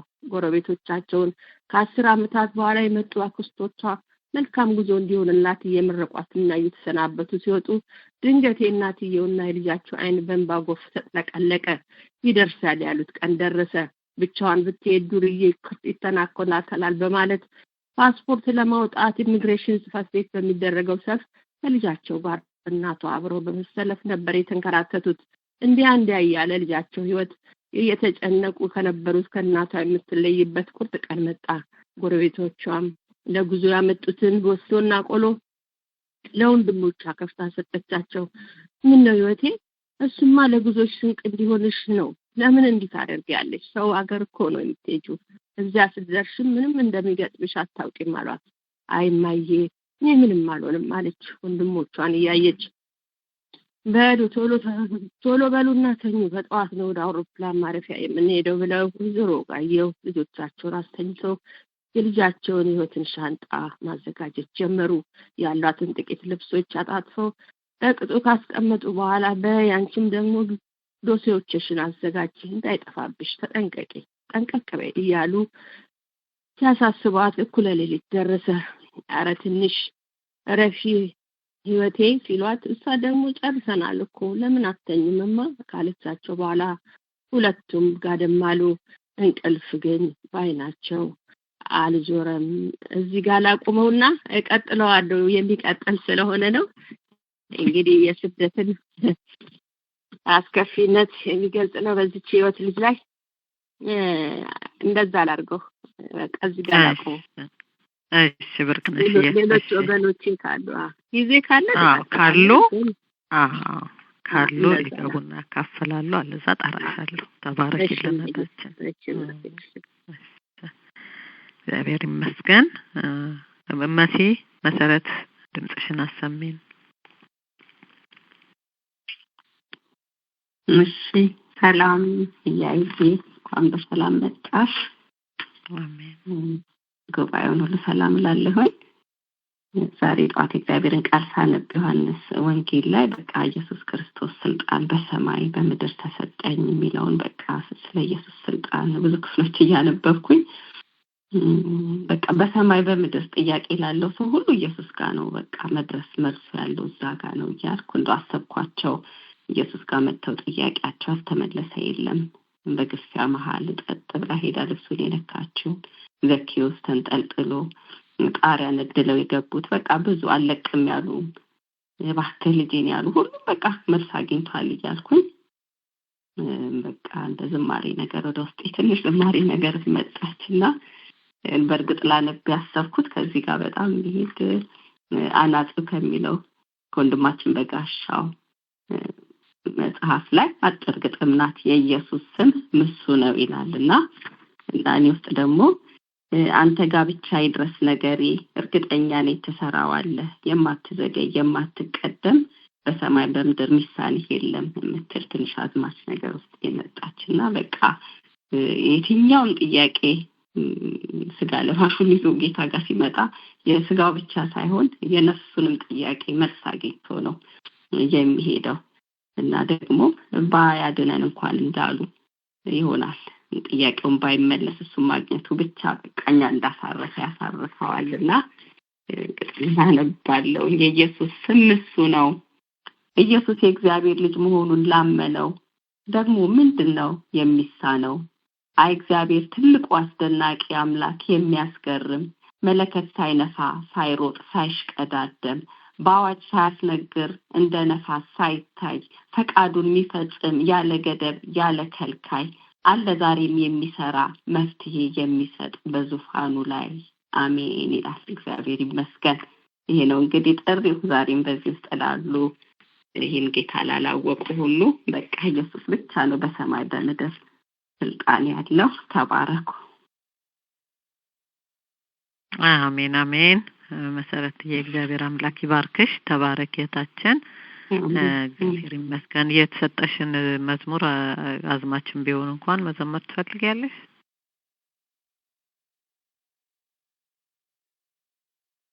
ወይስ ሌላ ጊዜ እንደፈቀደ? ሌላ ጊዜ። እሺ ተባረኪ። እግዚአብሔር ይመስገን። የኢየሱስ ነው እውነት ነው። ደግሞ ከዚህ ስም በላይ ምንም ነገር የሌለ ከዘላለም ፍርድ የምናመልጥበት ስም፣ ወደ እግዚአብሔር የምንቀርብበት ደግሞ ብቸኛ ስም በቃ ያለሱ ያለኔ ምንም ማድረግ አትችሉም ብሏል። ወደ አብ ደግሞ የምንደርስበት መንገድ የሆነ እውነት የሆነ ጌታ ለሚጠሩት ደግሞ ባለጸጋ፣ ይሄን ስም መጥራት ከብዙ ነገር ያድናል፣ ለሚጠሩት ባለጸጋ ነው ተብሎ ተጽፏል። መጽሐፍ ቅዱስ የምታደርጉትን ሁሉ በጌታ በኢየሱስ ስም አድርጉት ብሏለን። በቃ ይሄ በቃ ህይወታችን ነው፣ ትንፋሳችን ነው የኢየሱስ ስም። እግዚአብሔር አምላክ የተባረከ ይሁን። ጌታ እናመሰግናለን። የክርስቶስ ኢየሱስን ስም እንድንበት ዘንድ ከሰማይ በታች ሌላ ምንም የለም ተብሎ የተሰጠን ይሄ ስም መዳኛ ነው። ከዘላለም ሞት ማምለጫ ብቻ አይደለም፣ ከብዙ ነገር መዳኛ መድኃኒት ነው። ይሄ ስም መዳኛ ነው፣ ፈውስ ነው። ጌታ ስሙ ይባረክ። እግዚአብሔር ይመስገን ስለ ክርስቶስ ኢየሱስ ስለተሰጠን ስለዚህ ድንቅ ስም ጌታን እንባርካለን። እግዚአብሔር ይመስገን። ከእህቴ ስምረት ጋር ደግሞ እንቀጥላለን። እህቴ ስምረት ድምፅሽን አሰሚን። ተባረኪ።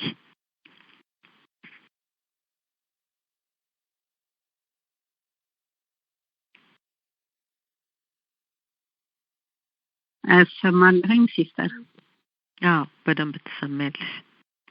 እሺ በጌታ ሰላም እላችኋለሁኝ። እግዚአብሔር ቤተሰቦች በጌታ የተወደዳችሁ የጌታ ሰላም ይብዛላችሁ። የተሰጠኝ እድል እያመሰገንኩኝ እንደዚህ እላለሁኝ። የሰው ጽድቅ የእግዚአብሔር ቤትን አይሰራም፣ ያፈርስ እንደሆነ እንጂ አይገነባም። የራስ ጽድቅ ጭካኔው ከልክ ያለፈ ክፉም ነው። ጨካኝ በጣም ጨካኝ ርህራሄ የማይገኝበት አእምሮ የተሞላው በክፋት በአድሎና በቅናት በወገን መዳን ሰላሙን የሚያጣ በወንድሙ ከክፋት መመለስ የሚቆጣ እንቅልፍን አጥቶ አይኑ ፈጥቶ የድፍረት ቃል የሚናገር አንጋጦ ይባስ ብሎ ሞት ነው የተመኘው ወገናዊነት ስላጠቃው ለዘሩ ያደላው። ይህ አይነቱ ሰው ግን ማን ነው? በቅዱስ መጽሐፍ ስሙ ተጽፎ የሚገኘው ነቢዩ ዮናስ ነው የሚባለው። የጠፋው ልጅ ወንድም ያው ነው። የሰው ልብ ከሁሉ ይልቅ ተንኮለኛ ተብሎ የተጻፈው አይደለም በሰውኛ። ቃሉ አይዋሽም ነው እውነተኛ። እንደተቆፈረ ጉድጓድ ጥልቀኛ መልካም የታጣበት ኩነነኛ። ሲጀመር ነቢዩ ምን አስኮበለለው? ምንድነው ችግሩ በውስጡ የተደበቀው? ምንድነው ችግሩ በውስጡ የደበቀው? ሕዝብ ንስሐ እንዲገባ ሄደህ ተናገር ስለተባለ የአብ ትእዛዝ እንጂ ከሰው አይደለ። እግዚአብሔር ለሕዝቡ በሰጠው ሁለተኛ ዕድል ነቢዩን እጅግ አስከፍቷል። የአብ ትእዛዝ እንጂ ከሰው አይደለ። እግዚአብሔር ለሕዝቡ በሰጠው ሁለተኛ ዕድል ነቢዩን እጅግ አስከፍቷል። የባሪያዎቹ ቃል እንደሚያጸና ስላወቀ በፈጣሪ ምሕረት ሕዝቡ በጸደቀ ለምን ይከፋዋል ይለዋል ቅር። ጠንቅቆ ያውቀዋል እግዚአብሔርን ፍቅር። ታዲያ ነቢዩን ምን ነካው? በነቢይነት ማዕረግ የተቀባው አገልግሎቱን ዘንግቶ ይሆን የእግዚአብሔር መልእክተኛ መሆኑን? ነቢዩ የእግዚአብሔርን መሐሪነት ስለገባው ነው በጠለቀ እውቀት መልእክቱን ሄዶ ሲነግራቸው ስላወቀ ነው እንደሚታደጋቸው። ንስሐ ገብተው እንዳይመለሱ ጥፋታቸውን ለማየት ተወራረደ በነፍሱ። እስከዚህ ድረስ ግን ነቢዩ ምን ነካው? ችግሩ ምንድነው ልቡን ያከበደው? እስኪ እንጠይቀው በቋንቋው። እንዲህ ያለ ጭካኔ ከየት ነው የተማረው? የነቢዩ ችግር ብሔረተኝነት፣ ዘረኝነት እኔነት፣ አድሎነት፣ ማንነቴ ባይነት ይሄው ነው ይነገር ከተባለ እውነቱ የኔ የሚላቸው ህዝብ የኔ ለሚላቸው ህዝብ በማጥላቱ የነነዌን ህዝብ ስለማይወዳቸው የዘላለም ሞት ፈረደባቸው። በነብዩ ማስተዋል በነብዩ ማስተዋል መወለድ በሰው ልብ ጠፍቶ መዋረድ ህዝቡ በሙሉ መጥፋት ነበረበት። የነነዌ ህዝብ እግዚአብሔር ባይራራል ተፈርዶበት ነበር ለህልፈት ተሰጥቶት በሰዎች መካከል ይቅር ማለት ጠፍቶ ነብዩ ባለመታዘዝ በልበ ቁጥነት እግዚአብሔር ያየ እየሰማ ጥላቻ ነግሶበት በመጨረሻ ግን ተስማምቶ ባይፈልግም ሌላ ምርጫ አጥቶ በልቡ እንቢተኝነት ቅንነት ሳይኖረው ሳይወድ ሂድ ወደ ተባለው እውነተኛና ቅን ልብ በሌለበት ህዝቡን ወደ ንስሐ ለመምራት ህዝቡም እግዚአብሔርን ፈርቶ ሰማው ከልቡ ተጸጽቶ በተሰበረ ልብ ንስሐ በመግባት ልቡ ቀለጠ በሰማው መልእክት ተመለሰ በእንባ በሐዘን በንስሐ ትንሹ ትልቁ ያለ ምግብ ያለ ውሃ ነብዩ ጌታ የሰራውን አስተውሎ ሲያይ የምህረት ዝናቡ ማዝነቡን ከላይ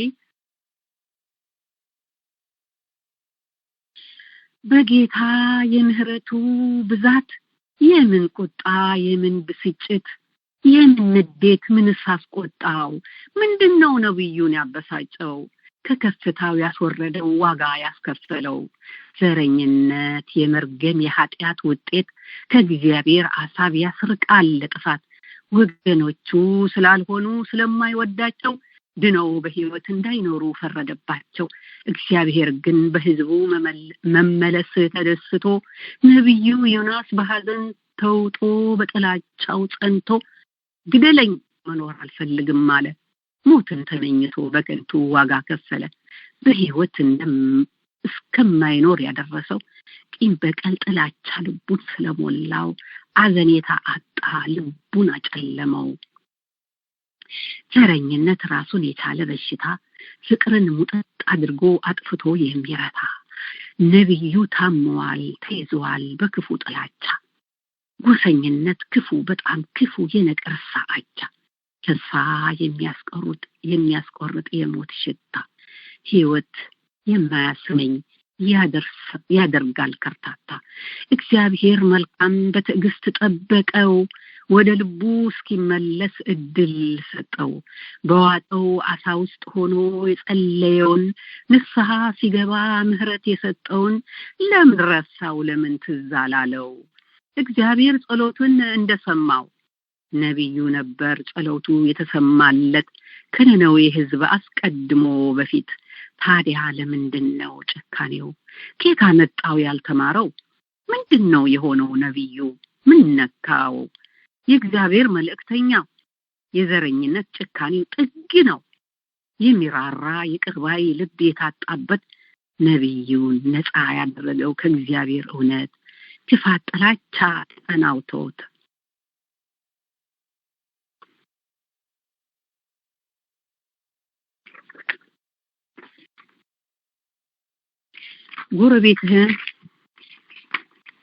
ጎረቤትህን እንደራስህ ውደድ ትእዛዝ መፈጸም ነው የግድ።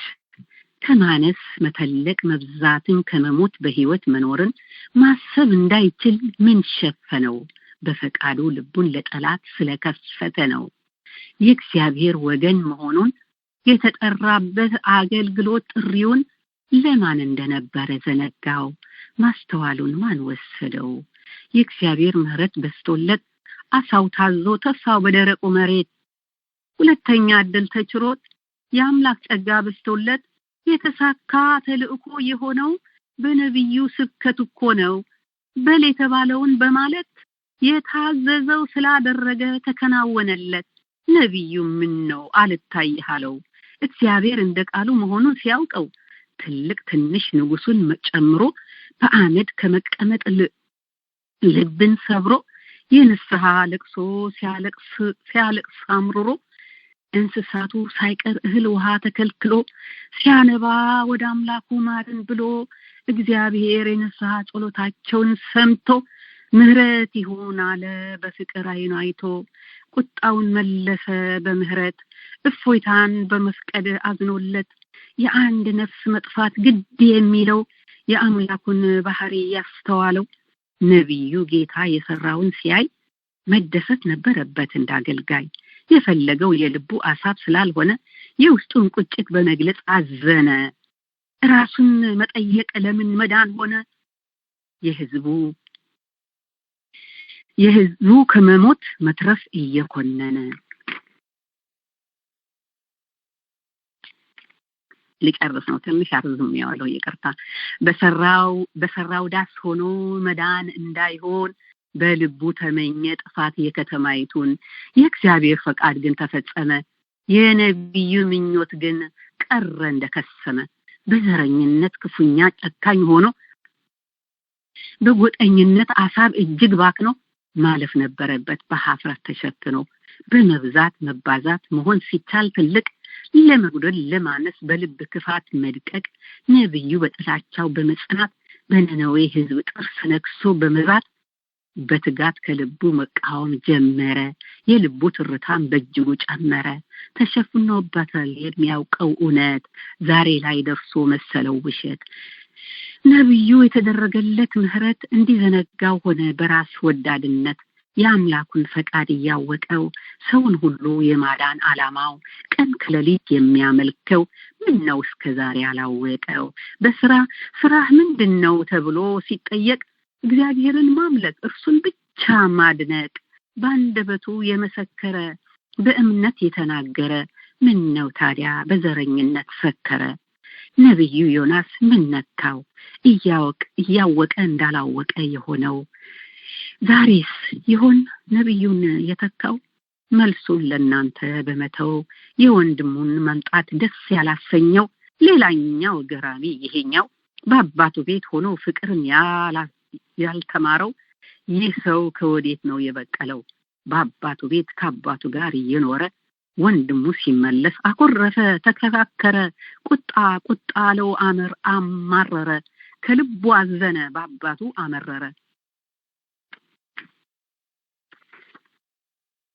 ሌላው በአዲስ ኪዳን ዘመን የምንጠቅሰው አለን ሐዋርያው ጴጥሮስ ማን እንደኔ በጽድቅ የሚኖር ርቆ ከኩነኔ ራሱን አሳምኖ ከሌላው አስበልጦ ቀን ደርሶ ተጎልጠለት በተመስጦ እግዚአብሔር ያነጻውን አታርክሰው ተነሳና ሄደህ ወንጌልን ስበከው በራእይና በመላክ መልእክት እስከ መጣለት ድረስ የተገለጠለት እውነት በሰራው ክልል ይኖር ነበር ባይረዳውና ባይደርስለት እግዚአብሔር በዘረኝነት የማነስ ምልክት በሽታ በመንፈስ ቅዱስ ጉልበት ካልተመታ የአብሮ መኖር ጠንቅ ነው ባመነው መንደር ቢሆን ባላመነው ባሪያ የለ ጨዋ ወይ ወንድ ሴት ግሪካዊ አይሁዳዊ ሁሉ በአምላክ ተምሳሌነት ሲፈጠር ጀምሮ በህይወት እንዲኖር ጌታ ይሞተለት እግዚአብሔር በተቀደሰ አይኑ ሲያያቸው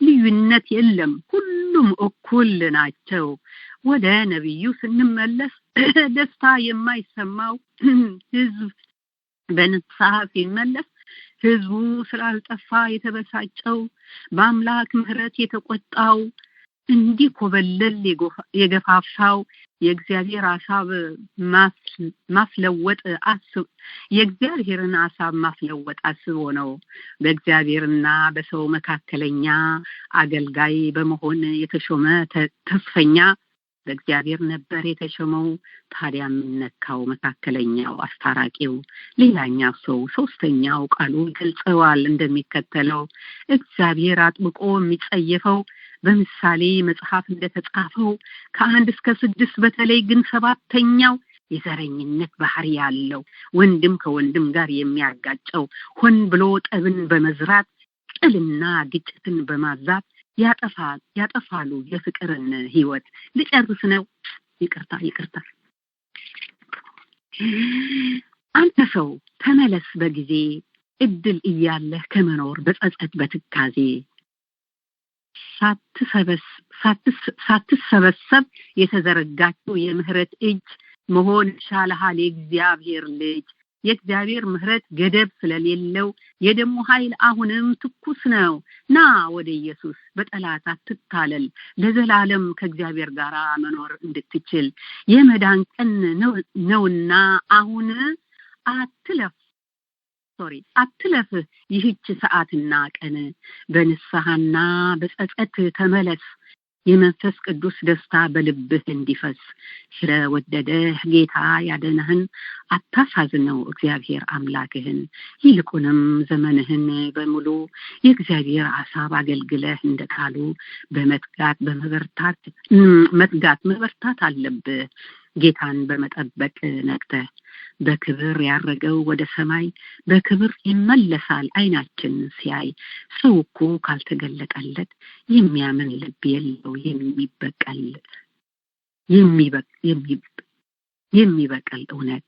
የናዝሬቱ ሰው ፈሪሳውያን ሁሉ ኢየሱስን አልተቀበሉትም ነበር በሙሉ ስላልተገለጠላቸው የእውነት ምስጢሩ፣ የሚያነቡት መጽሐፍ ስላልመረመሩ። ስለ ኢየሱስ ክርስቶስ ጉዳይ በመላኩ የመጣው ድምፁ ከላይ ከሰማይ። በሚቀጥለው ቀጥላለሁ። ብርክ በሉልኝ። እዚህ ላይ ላውጣ። ጌታ ኢየሱስ ይባርካችሁ። የጠዋት ድምጽ ነው። ስለዚህ ከተጻፈ ደግሞ ገና 6 ዓመቱ ነው። ስለዚህ እንትን አላደረኩትም። ሶሪ። ተባረኪ። እግዚአብሔር አምላክ ይባርክሽ እህታችን ስምረት። ጌታ ጸጋውን ያብዛልሽ። እንደዚህ ሲረዝም 2 ጊዜ እንደዚህ ማድረግ ትችያለሽ። ለሌላው ጊዜ አንቺም ሳትጨናነቂ እንድታነቢ ማለት ነው።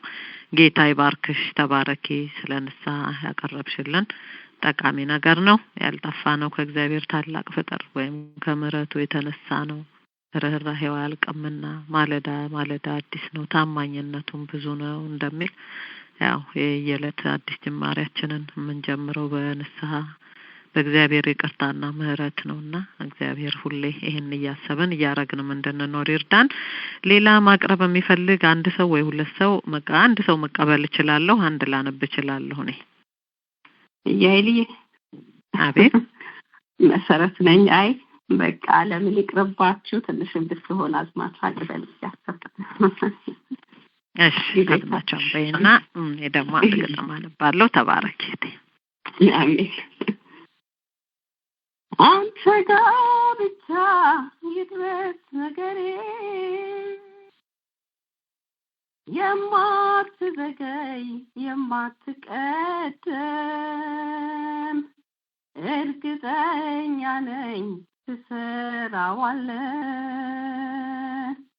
በሰማይ በምድር የለም ሚሳንህ። አንተ ጋር ብቻ ይድረስ ነገሬ፣ ጥያቄ ቆቅልሼ ክፍተቴ ጩኸቴ፣ የማትዘገይ የማትቀደም፣ እርግጠኛ ነኝ ትሰራዋለህ። በሰማይ በምድር የለም ሚሳንህ። አሜን አሜን አሜን። ተባረኩ። አሜን አሜን አሜን። እግዚአብሔር ይመስገን። አዎ እውነት ነው። እግዚአብሔር የሚሳነው የለም። ለሱ ብቻ እንስጣው እንጂ። እግዚአብሔር ይባርክሽ፣ ያብዛልሽ፣ ይጨምርልሽ አዳዲስ ቅኔዎችን። እግዚአብሔር መዝሙር በሌሊት የሚሰጥ እንደተባለ እንዲሁ ይጨምርልሽ፣ ያብዛልሽ እህታችን። ተባረኪልን። እኔ ደግሞ የማነባት አንዲት ግጥም ከራሄል አሸናፊ አዲስ የቃል ዜማ ብላ አሁን ኢትዮጵያ ከተመረቀው መጽሐፏ መካከል ምዕራፍ ገጽ 200 ላይ ያለውን ውዴ የሚለውን ነው። በዛ በመጽሐፏ ምረቃ ባለፈው አነሳው መሰለኝ። እዛ ላይም ተገኝቼ አንድ ግጥም ይሄንን ነው ያነበብኩት። እዛ ላይ ያነበብኩትን ነው የማነበው። በጣም ግሩም ጊዜ እግዚአብሔር በቃ ሰጣን። በእውነት ጌታ ረዳት በጣም በብዙ እና ጌታ የከበረበት ጊዜ ነበረ። በጣም በደማቅ ሁኔታ መጽሐፏ ተመርቋል። እግዚአብሔር ይመስገን። ያው እናንተም ታገኙታላችሁ እንግዲህ እሷ በምትመለስ ጊዜ እና ጌታ ይመስገን። ውዴ ይላል። ይኸዋ ሌሊቱ ነጋልኝ፣ ጸዳሌ ፈካልኝ ከገነት የገባው ክረምቱም አለፈ መስከረሜም ጠባው እሰይ የኔ ወዳጅ በመውደዱ ሳበኝ ከደረቱ ልጥፍ ከራሱ አቀረበኝ ከርቤን ከሽቶዬ ማሬን ከእንጀራዬ ጠጄን ከወተቴ ጠጥቼ ልረካ ገበታዬን ሞላው በሽቶ መደቤ መዓዛ ልፈካ ይሄው ተመልከቱ እንዲህ ያደርገኛል ተጽፎ ተወርቶ ተተርኮ ማያልቅ ፍቅር አግኝቶኛል ይሄው ተመልከቱ ይውልኝ ወዳጄ እንዲህ ያደርገኛል ዘላለሜን ልወድ ዘላለም በሆነ ፍቅር አግኝቶኛል ቀሚሴን አወለኩ መልሼ ለበስኩት ጫማዬን አጠለቅኩ መልሼ አወለኩት ኮተቴንም ጣልኩት እግሬንም ታጠብኩት አይውልኝ እንግዲህ ያው እንደልማዱ በቁልምጫ እንደበት ይጠራኝ ጀመረ የኔነሽ እያለ ቆነጃጅቶች ሆይ በመተወዱት አምላክ አምላቸዋለሁ መውደዴን ንገሩት ታምሜለታለሁ ያ ጥቁር ቆንዳላው የተዘረገፈው በትከሻው ወርዶ የተዘነጠፈው ያ ዘቢብ ከንፈሩ የበረሃን ጣዝማ አልፍ የሚያስከነዳ ቃሉ ፈዋሽ ጠበል ወድቆ ለተጎዳ እንደ መደብ ሽቶ እርከን እንዳለበት ደረቱ ጣን ከርቤ እንደታፈሰበት እግሮቹ ብርሌ ፈርጥ እንዳጠለቁ በሰምጴር ተውበው እያብረቀረቁ ውዴ በገነቱ እየተንጓደደ መንጋውን ሲያሰማራ እሱ ውበት ሆኖ እንደምን አድርጌ ስለ ውበት ላውራ ቆነጃጅቶች ሆይ ታምሜለታለሁ ንገሩልኝ በቃ ገልጣችሁ አሳዩት የመውደዴን ሲቃ እኔ በበኩሌ ይመጥነው ብዬ ያልባስጥሮስ ሽቶ ጉያዬ ሸጉጬ እንካልኝ አለልም ራሱ ያበጀውን አበባ ቆርጬ እኔ በበኩሌ በደም የታረሰ ኪዳን ገብቶልኛል በደም የታሰረ ኪዳን ገብቶልኛል ዘላለሜን ልኖር ጽድቄ ተሰርቶልኝ ሁልቆ ቁጥር አልቦ ተከፍሎልኝ ዋጋ ሚዛን የማይደፋ ስጦታ ላንጋጋ እጄን አልዘረጋ እንዲያው ቢሞላልኝ ቢቸግረኝ እንጂ ሽቶ መዓዛዬን ከፊቱ ማፈሰው በሰው መውደድ ልኬት አበባም ቀንጥሼ ምነሰንሰው ቢቸግረኝ እንጂ ከጣቶቼ መሃል ብሬን ሰብቄ አንብቡልኝ ያልኩት የፍቅር ደብዳቤ በከለር አድምቄ የደረደርኩለት የስንኝ ቋጠሮ የቅኔ ገበታ የቱን ቆቅልሽ ነው በርሶ ያልተፈታ ንገሩኝ ባካችሁ የለም ጠቢብም አይደለም ገጣሚም አይደለም ደራሲም አይደለም ውዴን የሚተርከው ምንም ነገር የለም ብልቃጡም አይደለም ሽቶም አይደለም ከፊቱም የሚፈሰው የስስት መውደዴን አንጀት የሚያርሰው በሰው ፍቅር ልኬት ባርከፈክፍለት ጽጌውን ቀንጥሼ የመውደዱን ጥልቀት ስፋትና ግዝፈት መጥጉን ደርሼ ውዴ መዓዛዬ ውበት ዝርግፍ ጌጤ ነፍሴ ፍስሃ አንተ ዘላለሜ የህይወቴ ውሃ በርግጥ ከወደድከው ከተቀበልክልኝ ነፍስህን ካረካ የዘመኔንም ቡጥ ቀጥፌልሃለሁ እነቴንንካ ይላል እግዚአብሔር አምላክ ይባረክ እህታችንንም ራሔልን ጌታ ይባርካት እናንተም ያቀረባችሁላችሁ እግዚአብሔር አምላክ በእውነት አብዝቶ ይባርካችሁ ተባረኩ ጌታ ያብዛ ይጨምርላችሁ በትጋት ጌታን የምታገለግሉበት ዘመን ይሁን በፊታችሁ የተጨመረላችሁ እድሜ ሁሉ እግዚአብሔር ይመስገን ደግሞ በጌታ እግር ስር ቁጭ ብላችሁ እንደዚህ ያዳመጣችሁ ለመማር ራሳችሁን የሰጣችሁ ሁሉ ጌታ በብዙ ጸጋ ይሙላችሁ ያትረፍረፈላችሁ እናንተም ቤታችሁም ዘር ተውልዳችሁ ሁሉ የተባረካችሁ ሆኑ ክብር ሁሉ ለአምላካችን ይሁን የጸጋው ባለቤት እሱ ይክበር እሱ ይታይበት እሱ ይድመቅበት ጌታ ከፍ ይበለኛ ደግሞ ጥቅም ይሆነልን በረከት ይሆነልን እግዚአብሔር ይመስገን በእውነት እናመሰግናለን ጌታን የኛን ክፍለ ጊዜ ጨርሰናል ቀጥሎ ወደ አምልኮ ጊዜ እንሄዳለን በአምልኮ የምታገለግሉን ወገኖች ድምጻችሁን አሰሙን ተባረኩልን ያሊ አንድ አጭር ማስታወቂያ እሺ በወንድሜ በጋሻው ቀጥል እግዚአብሔር ይባርክሽ ያይልታችን እንደገና ደግሞ ከኢትዮጵያ ተመልሰሽ በዚህ ሁኔታ ያገለገልሽን ስላለ ተባረኪ ጸጋ ይብዛልሽ ከሰውነት ጀምሮ ተቀርባችሁ ሁላችሁም እግዚአብሔር ይባርካችሁ ተባረኩ ጸጋ ይብዛላችሁ ይሄ የተቀዳው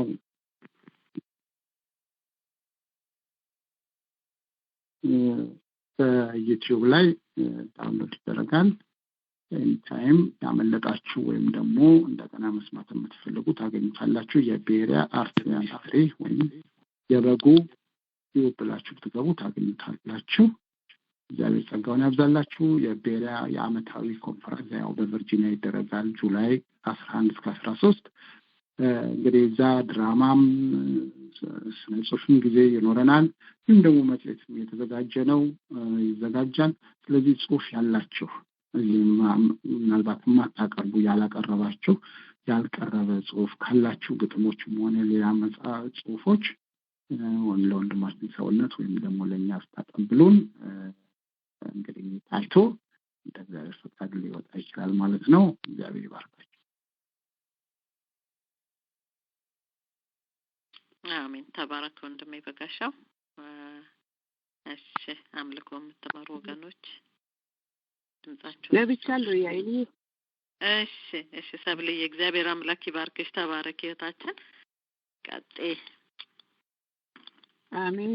ተባረክ ያንቺን እግዚአብሔር አምላክ ይባርክሽ ያይሊ። እንኳን በሰላም መጣሽልን። እግዚአብሔር ይመስገን። እንደገና በዚህ መስመር ደግሞ ጌታ